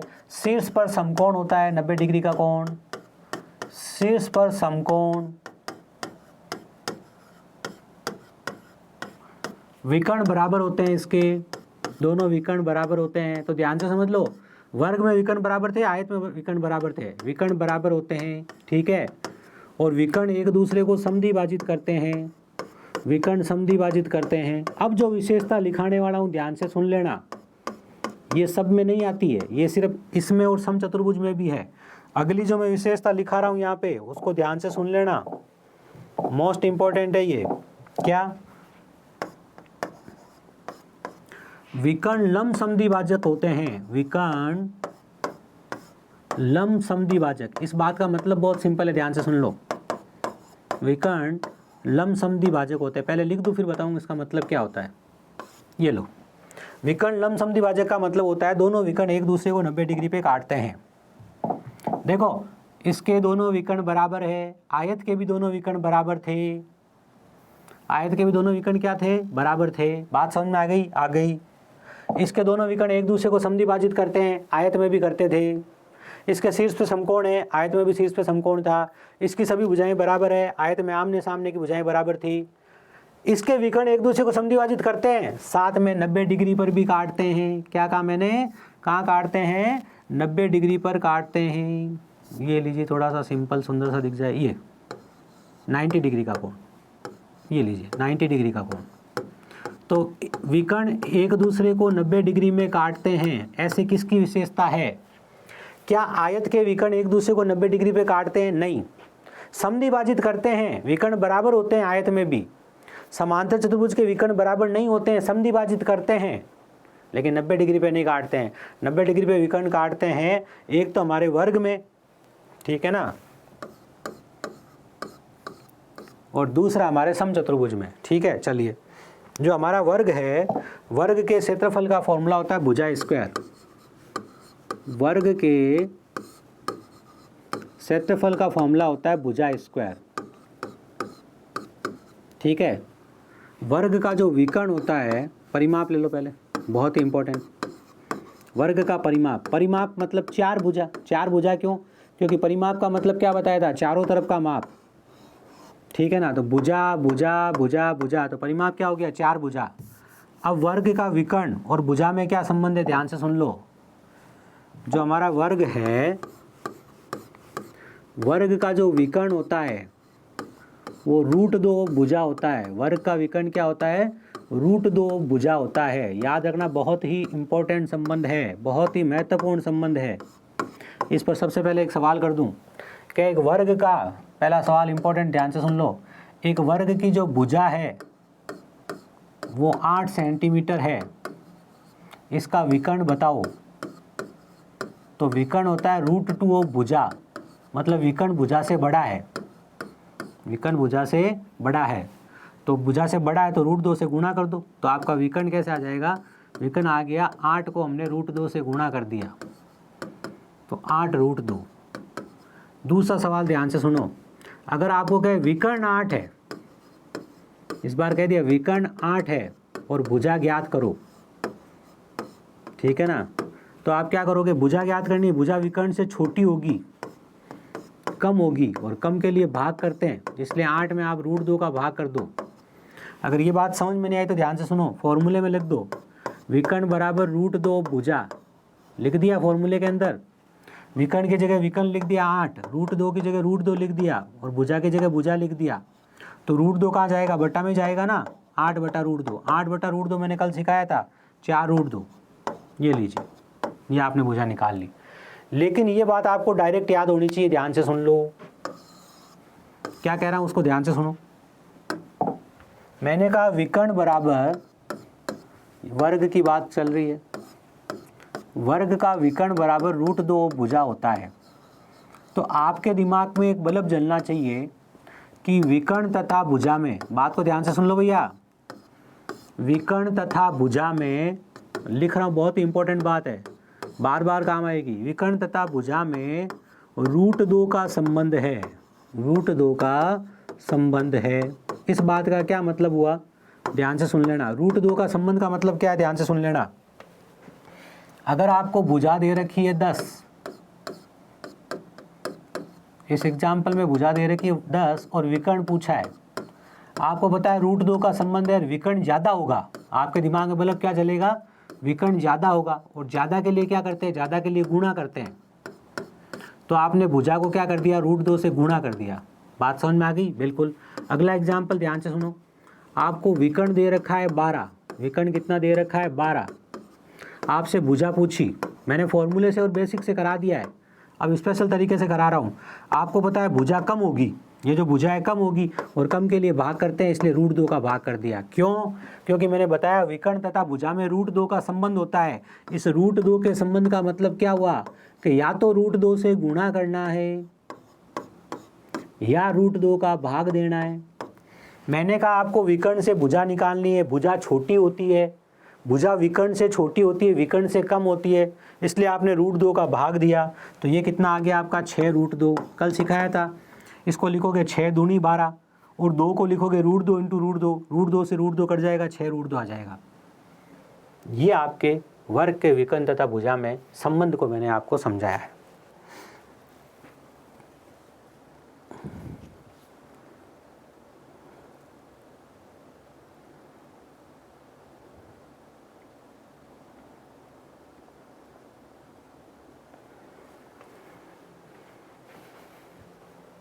एक बात समझ लो ध्यान से, क्लास की कई बच्चे प्रॉब्लम हो रही है, क्लास के बारे में सुन लो एक बात। क्लास या तो आपको कंटेंट में मिल जाएगी, या आप लाइव क्लास लिखा हुआ है, कंटेंट के जस्ट आगे लाइव क्लास लिखा है, यहाँ लिखा है कंटेंट, और यहाँ लिखा आपके लाइव क्लास, इसके जस्ट आगे। तो या तो आप कंटेंट पे क्लिक कर लीजिए, यहाँ जाके देख लीजिए क्षेत्रमिति के अंदर क्लास दूसरी मिल जाएगी, और या फिर आप लाइव क्लास में जाके देखिए, वहाँ दूसरी क्लास मिल जाएगी, दोनों में से एक जगह आपको क्लास मिल जाएगी, ठीक है। अब हम बात करते हैं वर्गाकार खेत के बाहर की तरफ रास्ता, वर्गाकार खेत के अंदर की तरफ रास्ता, और वर्गाकार खेत में लंबाई और चौड़ाई के समानांतर रास्ता, जैसा हमने आयत में देखा था वैसा का वैसा, ठीक है। चलिए, मैंने कहा था कि हम यही फॉर्मूला काम में लेंगे, वर्गाकार खेत में रास्ते के क्षेत्रफल के लिए हम यही फॉर्मूला काम में लेंगे, ऐसा मैंने आपको बताया था। कहाँ गया भाई, ये रहा, ये हमने काम में लिया है आयत में, और ये का ये हम काम में लेंगे वर्ग में। क्या सर आप वर्ग में ये का ये कैसे काम में लोगे, तो ध्यान से देखो, मैं करके दिखा रहा हूँ। पहले तो सवाल पढ़ लो, 3 अलग अलग सवाल है। पहला सवाल है, एक वर्गाकार खेत की भुजा 8 सेंटीमीटर है, वर्गाकार खेत है तो भुजाई बताएगा, लंबाई चौड़ाई अलग अलग तो है नहीं, ठीक है। रास्ते की चौड़ाई 1 सेंटीमीटर है, तो बाहर की तरफ रास्ता बताओ। पहला सवाल है बाहर की तरफ रास्ता बताओ, और बाहर की तरफ रास्ते का ये फॉर्मूला है, कैसे लगाना है ध्यान से समझ लो। रास्ते की चौड़ाई को हम 1 की जगह लिखते हैं, वहाँ 1 दे रखी है, 1 को 2 से गुणा करूँगा तो कितना आ जाएगा 2। अब ध्यान से सुनो, ये फॉर्मूला मैंने यहाँ कैसे काम में लिया। अगर हम वर्ग की बात कर रहे हैं तो लंबाई की जगह भी भुजा रख देंगे और चौड़ाई की जगह भी भुजा रख देंगे, समझे। यहाँ लंबाई लिखना है, इसकी जगह भुजा, यहाँ चौड़ाई लिखना है, इसकी जगह भुजा, +2a, ये बाहर की तरफ रास्ता है तो +2a ए कितना दे रखा है, रास्ते की चौड़ाई 1 दे रखी है तो 2a कितना हो गया 2। 8 दूनी 16, 17, 18, 18 दूना 36, पहला उत्तर आ गया 36 सेंटीमीटर स्क्वायर। अगर ये का ये सवाल होता कि एक आयताकार खेत की लंबाई 8 है, सॉरी एक वर्ग की भुजा 8 है, एक वर्गाकार खेत है जिसकी भुजा 8 है, इसके अंदर एक वर्गाकार खेत है जिसकी भुजा 8 है, इसके अंदर की तरफ 1 मीटर चौड़ा रास्ता है, तो रास्ते का क्षेत्रफल बताओ। देखो इस बार अंदर की तरफ रास्ता है तो क्या करना है, सेम टू सेम काम करना है, बस यहाँ क्या लगा देना है, माइनस लगा देना है। 8 8 16, 16 में से 2 गया तो 14 14 28 centimetre square, 28 centimetre square. I hope बात समझ में आ गई है। तीसरा सेम टू सेम सवाल, एक वर्गाकार खेत है, उसमें लंबाई और चौड़ाई के समानांतर रास्ता है, खेत की भुजा दे देगा आपको और रास्ते की चौड़ाई दे देगा आपको। खेत की भुजा 8 दे रखी है, रास्ते की चौड़ाई 1 दे रखी है, तो क्या करोगे, यहाँ लिखोगे आप 1 और लंबाई की जगह भी 8 और चौड़ाई की जगह भी 8 -1। 8 8 16, 16 में से 1 गया 15, 15 सेंटीमीटर स्क्वायर। ये तीनों सवाल आपको समझ में आ जाने चाहिए, ये तीनों फॉर्मूले समझ में आ जाने चाहिए। ये फॉर्मूले आपके आयत में काम आए थे और ये फॉर्मूले आपके वर्ग में काम आएंगे। कैसे काम आएंगे, आयत में जब हम लंबाई लिखते थे और चौड़ाई लिखते थे, दोनों की जगह वर्ग में भुजा लिख देंगे, लंबाई की जगह भी भुजा लिख देंगे और चौड़ाई की जगह भी भुजा लिख देंगे, तो हमें डबल डबल फॉर्मूले नहीं याद करने पड़ेंगे, एक ही फॉर्मूले से हमारा काम हो जाएगा। आई होप आपको बात समझ में आ गई है, बहुत अच्छे।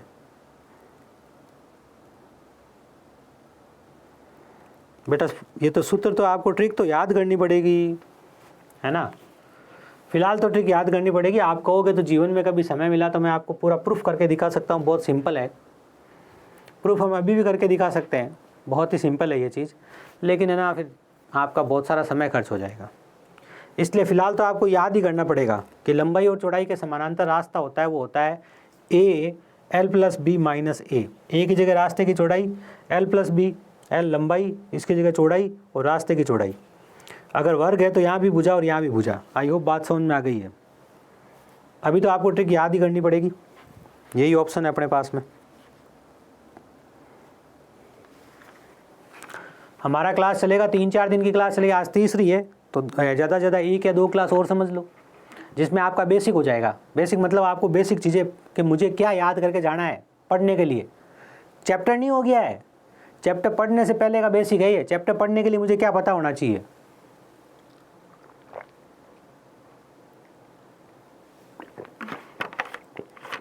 एक बार आपको अगर पता चल जाए कि चैप्टर पढ़ने से पहले क्या पढ़ना है तो बात बन जाएगी, ध्यान रखना।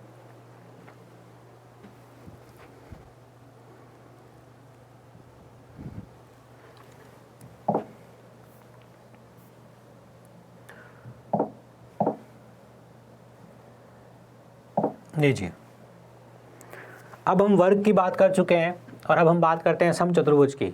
मैंने समांतर चतुर्भुज के क्षेत्रफल का फॉर्मूला बताया आपको, आयत के अंदर जो सब फॉर्मूले काम में आते हैं वो बताया मैंने आपको, ठीक है। इसके अलावा भी मैं आपको कुछ बहुत अच्छी चीज़ें और बताऊंगा आयत से संबंधित, ठीक है ना, आयत से संबंधित, वर्ग से संबंधित, त्रिभुज से संबंधित, वर्ग से संबंधित, ठीक है ना। लेकिन उसके लिए पहले हम एक बार ये बेसिक चीज़ें कर लें, ठीक है ना।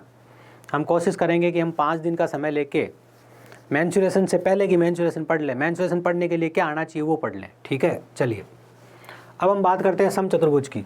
बहुत ही इंटरेस्टिंग कैरेक्टर, बहुत ही शानदार सवाल आते हैं इसमें। समचतुर्भुज, जो हमारा समचतुर्भुज है इसका क्षेत्रफल का फॉर्मूला होता है 1/2 विकर्ण 1 × विकर्ण 2, 1/2 विकर्ण 1 × विकर्ण 2। तो देखो सबसे सिंपल सी बात तो यही है, अगर कभी आपको सवाल सीधा सीधा ही कह दे, अच्छा पहले समचतुर्भुज होता है क्या ये तो बताना पड़ेगा। लो ये आपका समचतुर्भुज, बहुत ही मोस्ट इंपॉर्टेंट, बहुत सारे सवाल आते हैं इसके ऊपर। चारों भुजाएं बराबर होगी, ध्यान रखना, चारों भुजाएं क्या होगी, बराबर होगी। समचतुर्भुज की सबसे पहली विशेषताएं वही, सम्मुख भुजाएं समांतर होती है, इसीलिए ये समांतर चतुर्भुज भी है। सम्मुख भुजाएं समांतर एवं बराबर, सम्मुख भुजाएं समांतर एवं बराबर, ठीक है, बराबर भी होती है और समांतर भी होती है, ठीक है सर। जैसा हर समांतर चतुर्भुज में हुआ है, सबके अंदर चारों में। और सम्मुख कोण बराबर, सम्मुख कोण बराबर, चारों कोण बराबर नहीं होते इसके सम्मुख कोण बराबर होते हैं। ठीक है, अब अलग से स्पेशल चीजें क्या होती है, ध्यान से सुन लेना।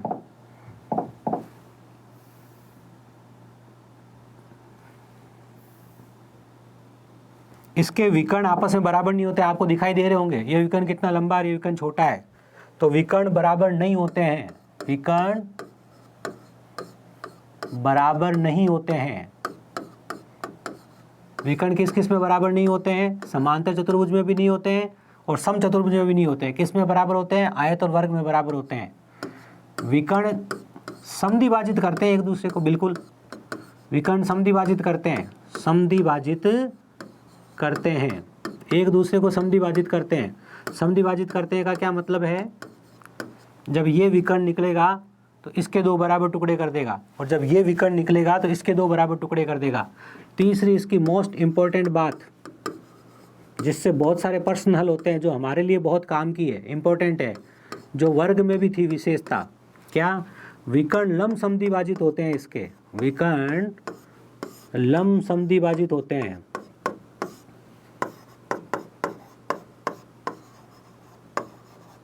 विकर्ण लंब समद्विभाजित होते हैं, ये लीजिए। विकर्ण लंब समद्विभाजित का मतलब विकर्ण एक दूसरे को 90 डिग्री पे काटते हैं। विकर्ण क्या करते हैं, एक दूसरे को 90 डिग्री पे काटते हैं। चारों कोण कितने होंगे, 90 डिग्री 90 डिग्री 90 डिग्री 90 डिग्री। तो ये इसकी मुख्य विशेषताएं हैं, ठीक है ना। बड़े अच्छे से कॉपी में लिखिएगा।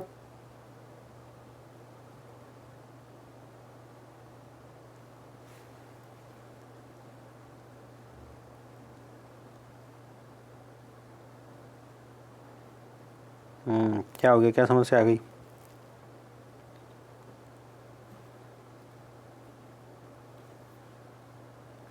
विकर्ण क्या होता है, विकर्ण डायगोनल होता है।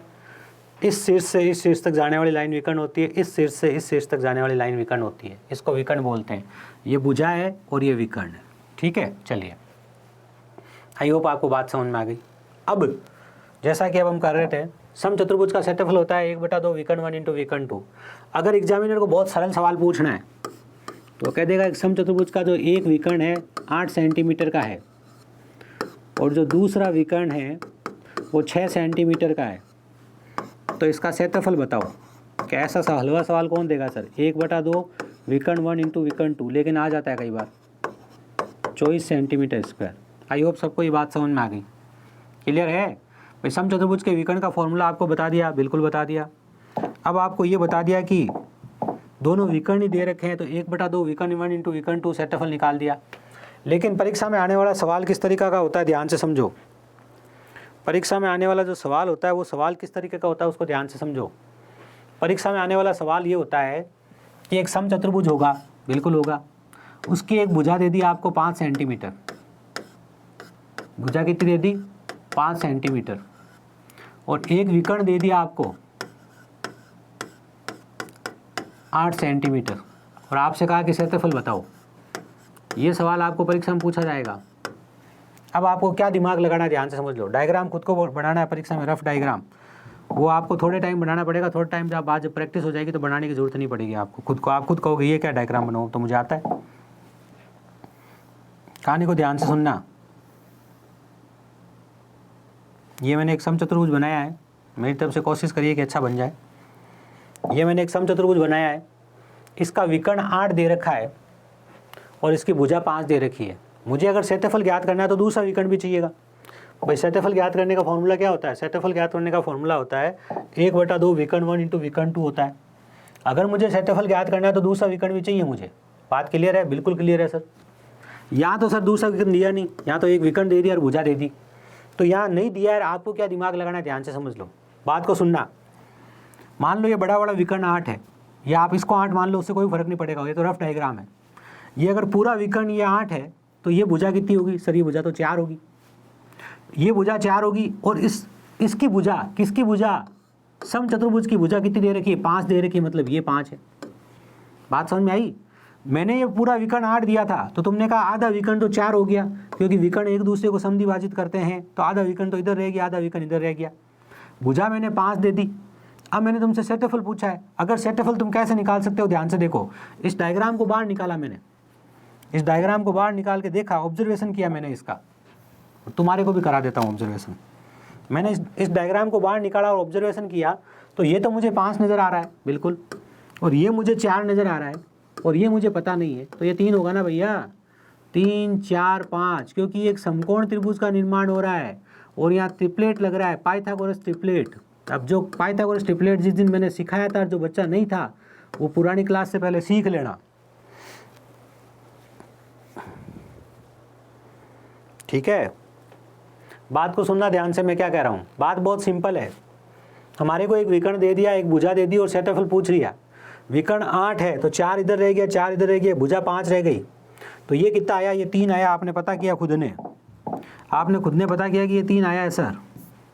ये लीजिए, ये 3 और ये 3, तो टोटल विकर्ण कितना हो गया, 6 हो गया। बात समझ में आई क्या? अब आप इसका क्षेत्रफल ज्ञात कर सकते हो। 1/2 विकर्ण 1, विकर्ण 1 8 दे रखा है, और विकर्ण 2, विकर्ण 2 कितना आया, ये 3 आया, क्योंकि ये 3 4 5 पाइथागोरस ट्रिपलेट होता है। अगर ये 5 है, ये 4 है तो 3 होगा, ऐसा ये है क्योंकि ये समकोण त्रिभुज है। बात समझ में आई क्या? ये 3 है तो ये भी 3 है, तो 3 और 3 कितना हो गया, 6।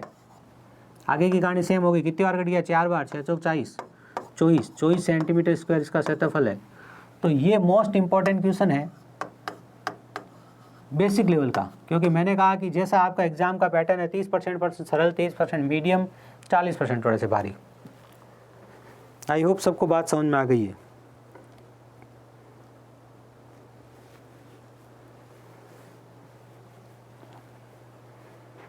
तो आपने आयत, वर्ग, समांतर चतुर्भुज, समचतुर्भुज के बारे में लगभग सब बातें जान ली, ठीक है।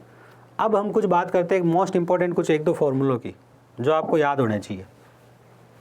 देखो, किसी भी समांतर चतुर्भुज के, किसी भी समांतर चतुर्भुज के, अब समांतर चतुर्भुज में कौन कौन आएगा? इसमें खुद समांतर चतुर्भुज आएगा, बिल्कुल सर। इसमें आयत भी आएगा, बिल्कुल सर। इसमें वर्ग भी आएगा, बिल्कुल सर। और इसमें समचतुर्भुज भी आएगा। इसमें कौन आएगा? ये तो समांतर है और ये सम है, समचतुर्भुज भी आएगा। चारों के साथ एक बात लागू होगी, मोस्ट इंपॉर्टेंट क्यों? 2019 में आया, 2019 में आए हुए सवाल की बात कर रहा हूं। क्या सवाल आया अभी बताऊंगा, सवाल बताया नहीं है, बताऊंगा। 2021 में वापस आया, 2011 और 2015 में नहीं आया, किसी परीक्षा में नहीं आया। जब आया तो चाहे यूपी के एग्जाम हो, एमपी के हो, राजस्थान के हो, हरियाणा के हो, सब जगह आ गया। उस सवाल की बात कर रहा हूं मैं जिस प्रश्न की बात करने वाला हूं उस प्रश्न के बारे में ध्यान से सुनिए। मोस्ट इंपॉर्टेंट क्वेश्चन है। क्या होता है जब आपको संबंध दिया है विकर्ण और भुजाओं के बीच में, सिर्फ इतना सा याद रखना, ध्यान से सुन लो। विकर्ण और भुजाओं के बीच में संबंध की बात कर रहा हूं। विकर्ण तथा भुजाओं के बीच में संबंध, विकर्ण तथा भुजाओं के बीच में संबंध। पहले नहीं पूछते थे ये सवाल, अब पूछते हैं, याद रखना। अब विकर्ण तथा भुजाओं के बीच में संबंध के बारे में सवाल। और ये संबंध क्या होता है? संबंध होता है विकर्ण 1 का स्क्वायर प्लस विकर्ण 2 का स्क्वायर बराबर भुजा 1 का स्क्वायर, दूसरी भुजा का स्क्वायर, तीसरी भुजा का स्क्वायर और चौथी भुजा का स्क्वायर। ये लीजिए, याद ये रखना है। इससे नया फॉर्मूला, इससे 2 फॉर्मूले अलग अलग हम बना लेंगे। ध्यान से सुन लेना मेरी बात को सुनना ध्यान से, जो मैं बात कर रहा हूं उसको ध्यान से सुनना। अब कहानी क्या है, ये जो सवाल है ना, इसमें आयत में और वर्ग में तो कोई पंगा नहीं है। कैसा, क्यों पंगा नहीं है? ध्यान से सुन लो, बात को सुनना, बहुत ही स्पेशल बात। आयत की भुजाओं और विकर्ण के बीच में संबंध होता है विकर्ण का स्क्वायर बराबर लंब का स्क्वायर प्लस आधार का स्क्वायर। हर बच्चा याद रखता है। इसलिए कोई समस्या नहीं है, बिल्कुल सर कोई समस्या नहीं है।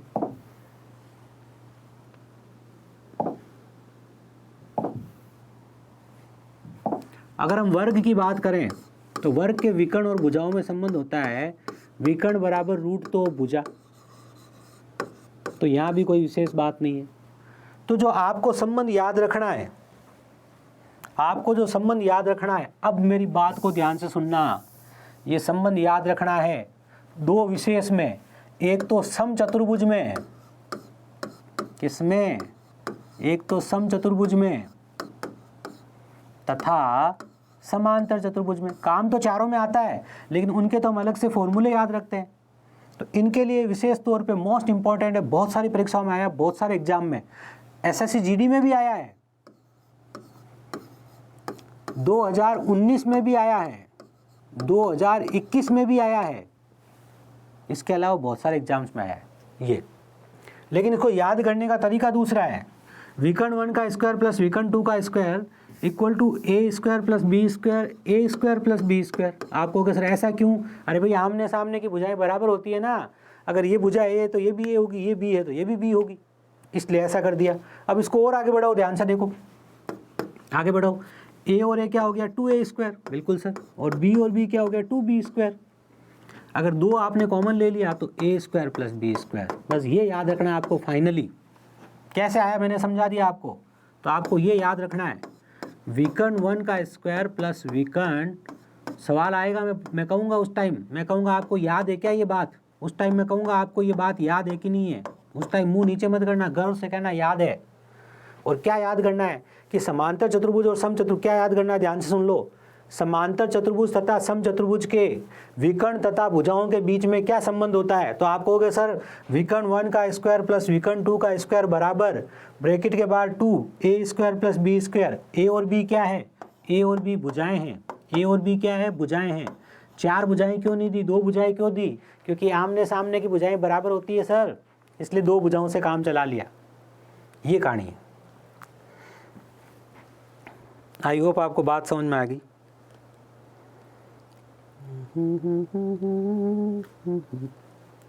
आई होप आपको बात समझ में आ गई और आपने बहुत, मेरी बात ध्यान से सुनिएगा, बहुत महत्वपूर्ण चीज़ें पढ़ी है आपने आज। रास्ते का क्षेत्रफल ज्ञात करना सीखा आपने रास्ते का क्षेत्रफल ज्ञात करना सीखा है, आपने समांतर चतुर्भुज समचतुर्भुज के विकर्ण तथा भुजाओं के बीच में संबंध पूछा है, सीखा है। क्या फॉर्मूला जिसमें इसमें सवाल आता है वो सीखा है, क्या फॉर्मूला जिसमें इसमें सवाल आता है वो सीखा है। इसके बाद एक फाइनल छोटा सा एक और आपका चतुर्भुज जो समांतर चतुर्भुज की श्रेणी में नहीं आता। समांतर चतुर्भुज के सब भाई चले गए। समांतर चतुर्भुज का पहला भाई खुद समांतर चतुर्भुज था, दूसरा आयत था, तीसरा वर्ग था और समचतुर्भुज था। चारों उसके भाई थे क्योंकि वो सब उसी के रूप है, वही है सब में। ये भी समांतर चतुर्भुज है, ये भी समांतर चतुर्भुज है, ये भी समांतर चतुर्भुज है। इतना अंदर घुसने की जरूरत नहीं है। अपने अब बात करते हैं समलंब चतुर्भुज की। ये देखो इस तरह का होता है कुछ समलंब चतुर्भुज। और भी कोई तरह के आकार हो सकते हैं, कैसे हो सकते हैं, और एक और उदाहरण दे दूं या लो।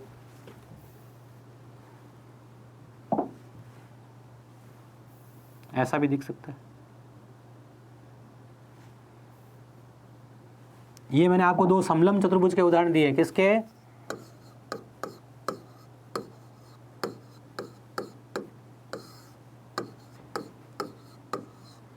इतने बड़े बड़े इसलिए लिख रहा हूं ताकि नोट्स बनाने में दिक्कत नहीं आए, आंखें खराब नहीं हो। समलंब चतुर्भुज, समलंब चतुर्भुज वो होता है भुजाओं का एक युग्म समांतर होता है। भुजाओं का एक युग्म होता है वो समांतर होता है, ये याद रखना है। क्या सर ये भुजा और ये भुजा आपस में क्या होगी, समांतर होगी, या फिर ये भुजा और ये भुजा आपस में समांतर होगी। देखो ये दोनों भुजाएं समांतर नहीं है, इनको अगर आप आगे बढ़ाओगे तो एक दूसरे को काटेगी। इनको प्रतिच्छेदी अतिरिक्त रेखाएं कह सकते हो। ये दोनों भुजाएं समांतर नहीं है, इनको आप प्रतिच्छेदी अतिरिक्त रेखाएं कह सकते हो, ये आगे जाके एक दूसरे को काटेगी। लेकिन ये दोनों भुजाएं समांतर है। अगर भुजाओं के दोनों जोड़े समांतर होते, आमने सामने की भुजाएं समांतर होती, सम्मुख भुजाएं समांतर होती, तो उसे समांतर चतुर्भुज कहते। लेकिन अब हम बात कर रहे हैं किसकी, समलंब चतुर्भुज की। और समलंब चतुर्भुज कब होता है, जब भुजाओं का एक युग्म समांतर हो, उसे बोलते हैं समलंब चतुर्भुज। समलंब चतुर्भुज में ज़्यादा चीज़ें याद करने की जरूरत नहीं है। क्यों नहीं है? ये इसकी ऊंचाई है, ये क्या है? इसकी ऊंचाई है। ये समांतर भुजा है, इस समांतर भुजा को A1 बोल दो, इस समांतर भुजा को A2 बोल दो। आपको नाम देना है। अब इसके क्षेत्रफल का फॉर्मूला क्या होता है, ध्यान से देखना। इसके क्षेत्रफल का फॉर्मूला होता है 1/2 ऊंचाई गुणा 1/2 ऊंचाई गुणा समांतर भुजाओं का योग, समांतर भुजाओं का योग।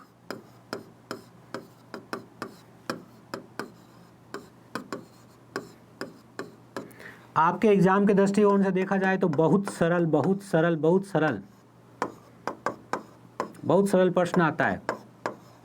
कई तरह के आते हैं, अनुपात, भुजा ज्ञात करो, ये ज्ञात करो, वो प्रश्न के टाइप 3-4 बन जाते हैं।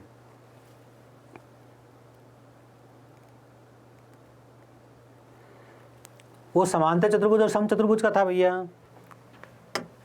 लिखा था ना, समचतुर्भुज तथा समांतर चतुर्भुज के विकर्ण तथा भुजाओं के बीच में संबंध का था वो। समलंब चतुर्भुज की बात करी जा रही है, जिसकी भुजाओं का एक जोड़ा क्या होता है, समांतर होता है, दूसरा समांतर नहीं होता है। बहुत सरल प्रश्न नहीं आता है, जो जब सवाल आता है तो प्रश्न खुद क्या दे देता है, वो ध्यान से देखो। प्रश्न में क्या दिया होगा, प्रश्न में क्या दिया होगा,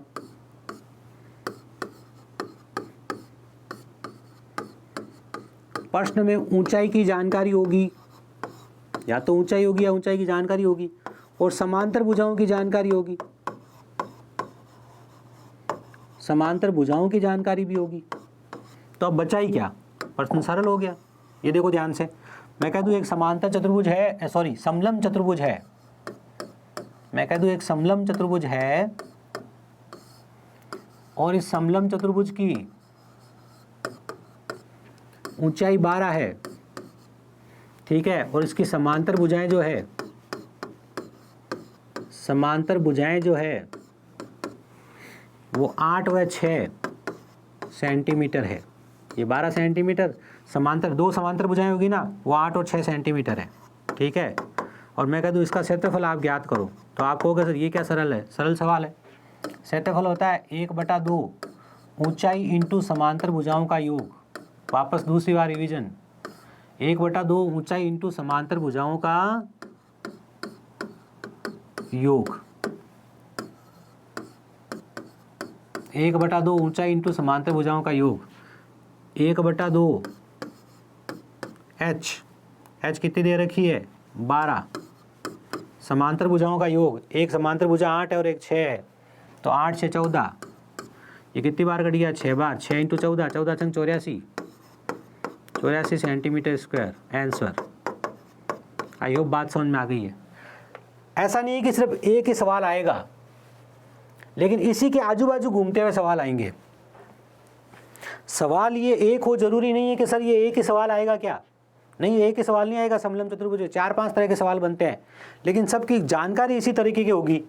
कहीं ऊंचाई छुपा देगा, क्षेत्रफल दे देगा, हम फॉर्मूले में रख देंगे। कहीं इन दोनों भुजाओं को नहीं देकर इनका अनुपात दे देगा, तो हम ज्ञात कर लेंगे। वो सब चीज़ें हम करेंगे, लेकिन पहले हमारे को जब शुरू करें तब ये फॉर्मूला पता होना चाहिए, ठीक है ना। तो आज हमने मेंसुरेशन 2D में मोटा मोटा काम आने वाले सब फॉर्मूले सीख लिए, ठीक है ना।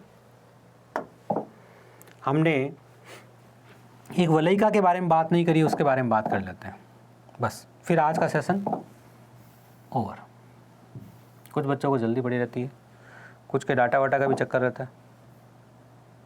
ये लीजिए, ये आपका एक वर्त है, ये वर्त है, इसके चारों तरफ एक और वर्त है। इन दोनों वर्ताकार क्षेत्र के बीच का जो ये रास्ता है, इस रास्ता को वलयिका कहते हैं। वलय मतलब रिंग होता है। जो वलय शब्द है, वलय शब्द का मतलब होता है रिंग, छल्ला। तो ये छल्ला जैसा है, एक वर्ताकार क्षेत्र है, उसके चारों ओर वर्ताकार रास्ता है, इस रास्ते का क्षेत्रफल अपने को बताना है, ठीक है ना। ये हमारा सवाल है। और ये जो चीज़ है ना आपके, ये आपने एक वर्त बनाया, उस वर्त में से इस वर्त को बाहर निकाल दिया। क्या कह रहा हूँ, ध्यान से सुनना। आपने एक वर्त बनाया, उसमें से इस वर्त को बाहर निकाल दिया, तो ये वलयिका बची कि नहीं बची, इसी को बोलते हैं वलयिका, जिसको अंग्रेजी में एन्युलस बोलते हैं। क्या बोलते हैं, अब स्पेलिंग में कन्फ्यूजन हो सकता है।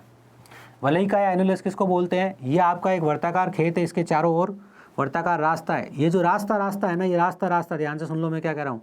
ये जो मेरा रास्ता है ना, ये इसको मैं क्या बोलूँगा? इसको मैं बोलूँगा वलयिका। अब बात को ध्यान से सुनना, मुझे वलयिका का क्षेत्रफल निकालना है। मेरे पास उपलब्ध जानकारी क्या क्या होगी, ध्यान से सुनना। मेरे पास उपलब्ध जानकारी होगी बाह्य त्रिज्या, आंतरिक त्रिज्या। समझ में आ रही है? मैंने कहा बाह्य त्रिज्या बनाई, कहा आंतरिक त्रिज्या बनाई है। और ये देखो ये चीज़ क्या है, इसको ध्यान से समझो। ये रास्ते का चौड़ाई, यहाँ 3 चीज़ें, इनको ध्यान से समझो। ये आर, बड़ी आर लिख देता हूँ इसको, ये बाह्य त्रिज्या। ये छोटी आर लिख देता हूँ आंतरिक त्रिज्या। अंदर वाले वर्त की त्रिज्या आंतरिक त्रिज्या, बाहर वाले वर्त की त्रिज्या बाह्य त्रिज्या, और ये रास्ते की चौड़ाई है। अब रास्ते की चौड़ाई कैसे आती है उसको ध्यान से सुनो। 2 तरीके से, एक तो सीधी निकाल लो, दूसरा एक बात बताओ मुझे, अगर मैं इस बाहर वाली त्रिज्या में से अंदर वाली त्रिज्या निकालूंगा तो रास्ते की चौड़ाई आएगी कि नहीं? तो रास्ते की चौड़ाई का एक तरीका देखो ध्यान से, r माइनस आर। भाई इस त्रिज्या से, इस बड़ी वाली त्रिज्या से अगर छोटी वाली त्रिज्या को घटा दूंगा, बात को ध्यान से सुनना, इस बड़ी वाली त्रिज्या से अगर इस छोटी वाली त्रिज्या को घटा दूंगा तो क्या बचेगा? रास्ते की चौड़ाई बचेगी। तो रास्ते की चौड़ाई a बराबर होती है r माइनस आर। ठीक है, चलिए यहाँ तक की बात आई होप सबको क्लियर है। अब रास्ते की चौड़ाई का क्षेत्रफल क्या होगा, ध्यान से समझो। जब मुझे रास्ते की चौड़ाई का क्षेत्रफल ज्ञात करना है, ध्यान से देखो, सॉरी रास्ते का क्षेत्रफल ज्ञात करना है, रास्ते की चौड़ाई दे रखी है और क्षेत्रफल ज्ञात करना है, या फिर त्रिज्याएं दे रखी है, या फिर त्रिज्याओं के बीच में संबंध दे रखा है, इस तरह की कई चीज़ें दे रखी होगी। फिलहाल तो हम ये ज्ञात कर लेते हैं कि ये जो वर्ताकार खेत है, इसके चारों तरफ जो रास्ता है, इस रास्ते का क्षेत्रफल क्या होता है। ये देखो ध्यान से, रास्ते का क्षेत्रफल क्या होता है, ये लीजिए। चौड़ाई दे सकता है, r माइनस आर डायरेक्टली दे सकता है, ठीक है ना, और कोई संबंध दे सकता है। सवाल कई तरीका हो सकता है, लेकिन सबसे पहले बेसिक तो बताओ कि रास्ते का क्षेत्रफल कैसे निकलेगा। तो रास्ते का क्षेत्रफल निकलेगा, बाह्य वर्त में से आंतरिक वर्त घटाना पड़ेगा। क्या कहा मैंने?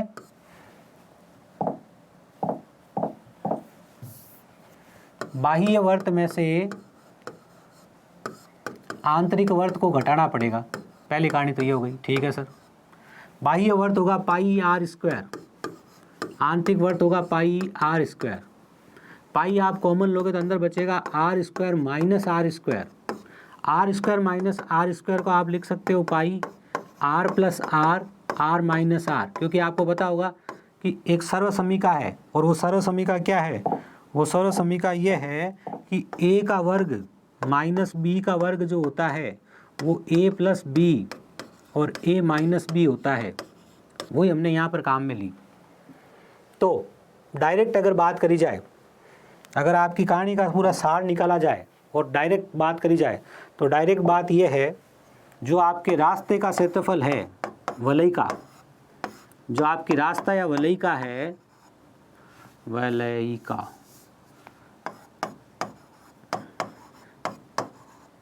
इसका क्षेत्रफल निकालना है तो डायरेक्ट आप ये भी याद रख सकते हो, pi r plus r, r minus r. लेकिन आपको ये पता होना चाहिए पैदा कहाँ से हुआ। ये कहाँ से पैदा हुआ? Pi r square minus pi r square से आया।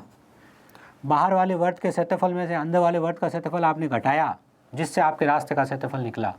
तो ये मोस्ट इंपॉर्टेंट चीज़ है, इस पर बहुत सारे सवाल आते हैं, इसको भी आप याद रखिएगा। आई होप आपको बात समझ में आ गई है। ठीक है, चलिए। तो ये था हमारा आज का सेशन, जिसमें हमने 2D तक की सभी आकृतियों की जानकारी ले ली है, चाहे वो वर्त हो, चाहे त्रिभुज हो, चाहे चतुर्भुज हो, सभी तरह के चतुर्भुज हो, उनकी क्या विशेषताएं होती है, उनमें क्या बेसिक फॉर्मूले होती है। अब हम कल कोशिश करेंगे कि हम कल 3D आकृतियों के बारे में जानें, और जितनी भी 3D आकृतियाँ हैं जो हमारे एग्जाम में आती है, उनकी बेसिक संरचना, बेसिक चीज़ें उसमें क्या क्या होती है, वो कल हम जान लेंगे। ठीक है, ये हमारा आज तीसरा सेशन है, कल चौथा सेशन होगा, और 5वें सेशन में मैं आपको बताऊँगा वो महत्वपूर्ण चीज़ें जो आपको इन 5 चीज़ों के आने के बाद क्या आना चाहिए। ठीक है, ये 5 घंटे आपके लिए बहुत ही महत्वपूर्ण है। इस 5 घंटे में जो बताई जा रही है, एक एक चीज़ का नोट्स बनाइए अच्छे से, और एक एक चीज़ कंठस्थ कर लीजिए। फॉर्मूला है तो याद कर लीजिए, कैसे आया मैंने बता दिया, कैसे आया के दम पे मत रहिए, याद कर लीजिए, कैसे आया उसको भी समझ लीजिए। हर चीज़, हर कंटेंट, यहाँ तक कि हर चीज़ें पता होनी चाहिए। ये जो शुरू के 5 सेशन है, इसके आधार पे हम बाद में मेंसुरेशन शुरू करेंगे। कब? हो सकता है 1 महीने बाद शुरू करें। क्यों? क्योंकि आपके अर्थमेटिक का बेसिक हुआ है, सिर्फ अर्थमेटिक अब शुरू होगी। इधर अपने मेंसुरेशन का बेसिक हुआ है, मेंसुरेशन उसके बाद शुरू होगी। और पहले आपका अर्थमेटिक पढ़ा होना जरूरी है, क्योंकि आपको अगर प्रतिशत के कॉन्सेप्ट और अगर आपको अनुपात समानुपात के कॉन्सेप्ट नहीं पता है ना, तो मेंसुरेशन में आप जगह जगह फंस जाओगे। क्योंकि हमारे को वो सवाल भी करने पड़ेंगे परसेंटेज वाले, क्या कि एक आयत की लंबाई को इतना बढ़ाया, इसकी चौड़ाई को इतना घटाया, क्षेत्रफल पे क्या प्रभाव पड़ा। एक वर्ग की भुजा को 10% बढ़ा दिया, इसके क्षेत्रफल पे क्या प्रभाव पड़ा, इसके परिमाप पे क्या प्रभाव पड़ा, इसके विकर्ण पर क्या प्रभाव पड़ा। ठीक है ना। एक आयत की लंबाई और चौड़ाई ये है, दूसरे आयत की लंबाई और चौड़ाई ये है, इनके क्षेत्रफल का अनुपात बताओ। ठीक है। समांतर चतुर्भुज की लंबाई ये है और इसका आधार ये है, इसकी आधार की ऊंचाई बताओ, दूसरा आधार ये है जिसकी ऊंचाई ये है। मतलब बहुत सारे सवाल बनेंगे इन्हीं फॉर्मूलों पे आधारित। लेकिन जब फॉर्मूलों पे आधारित सवाल तब सिखाऊंगा जब आपको ये चीज़ें याद होगी। ठीक है। तो उम्मीद करता हूँ आज का सेशन उपयोगी रहा है। मिलते हैं आपसे कल के सेशन में। जय हिंद।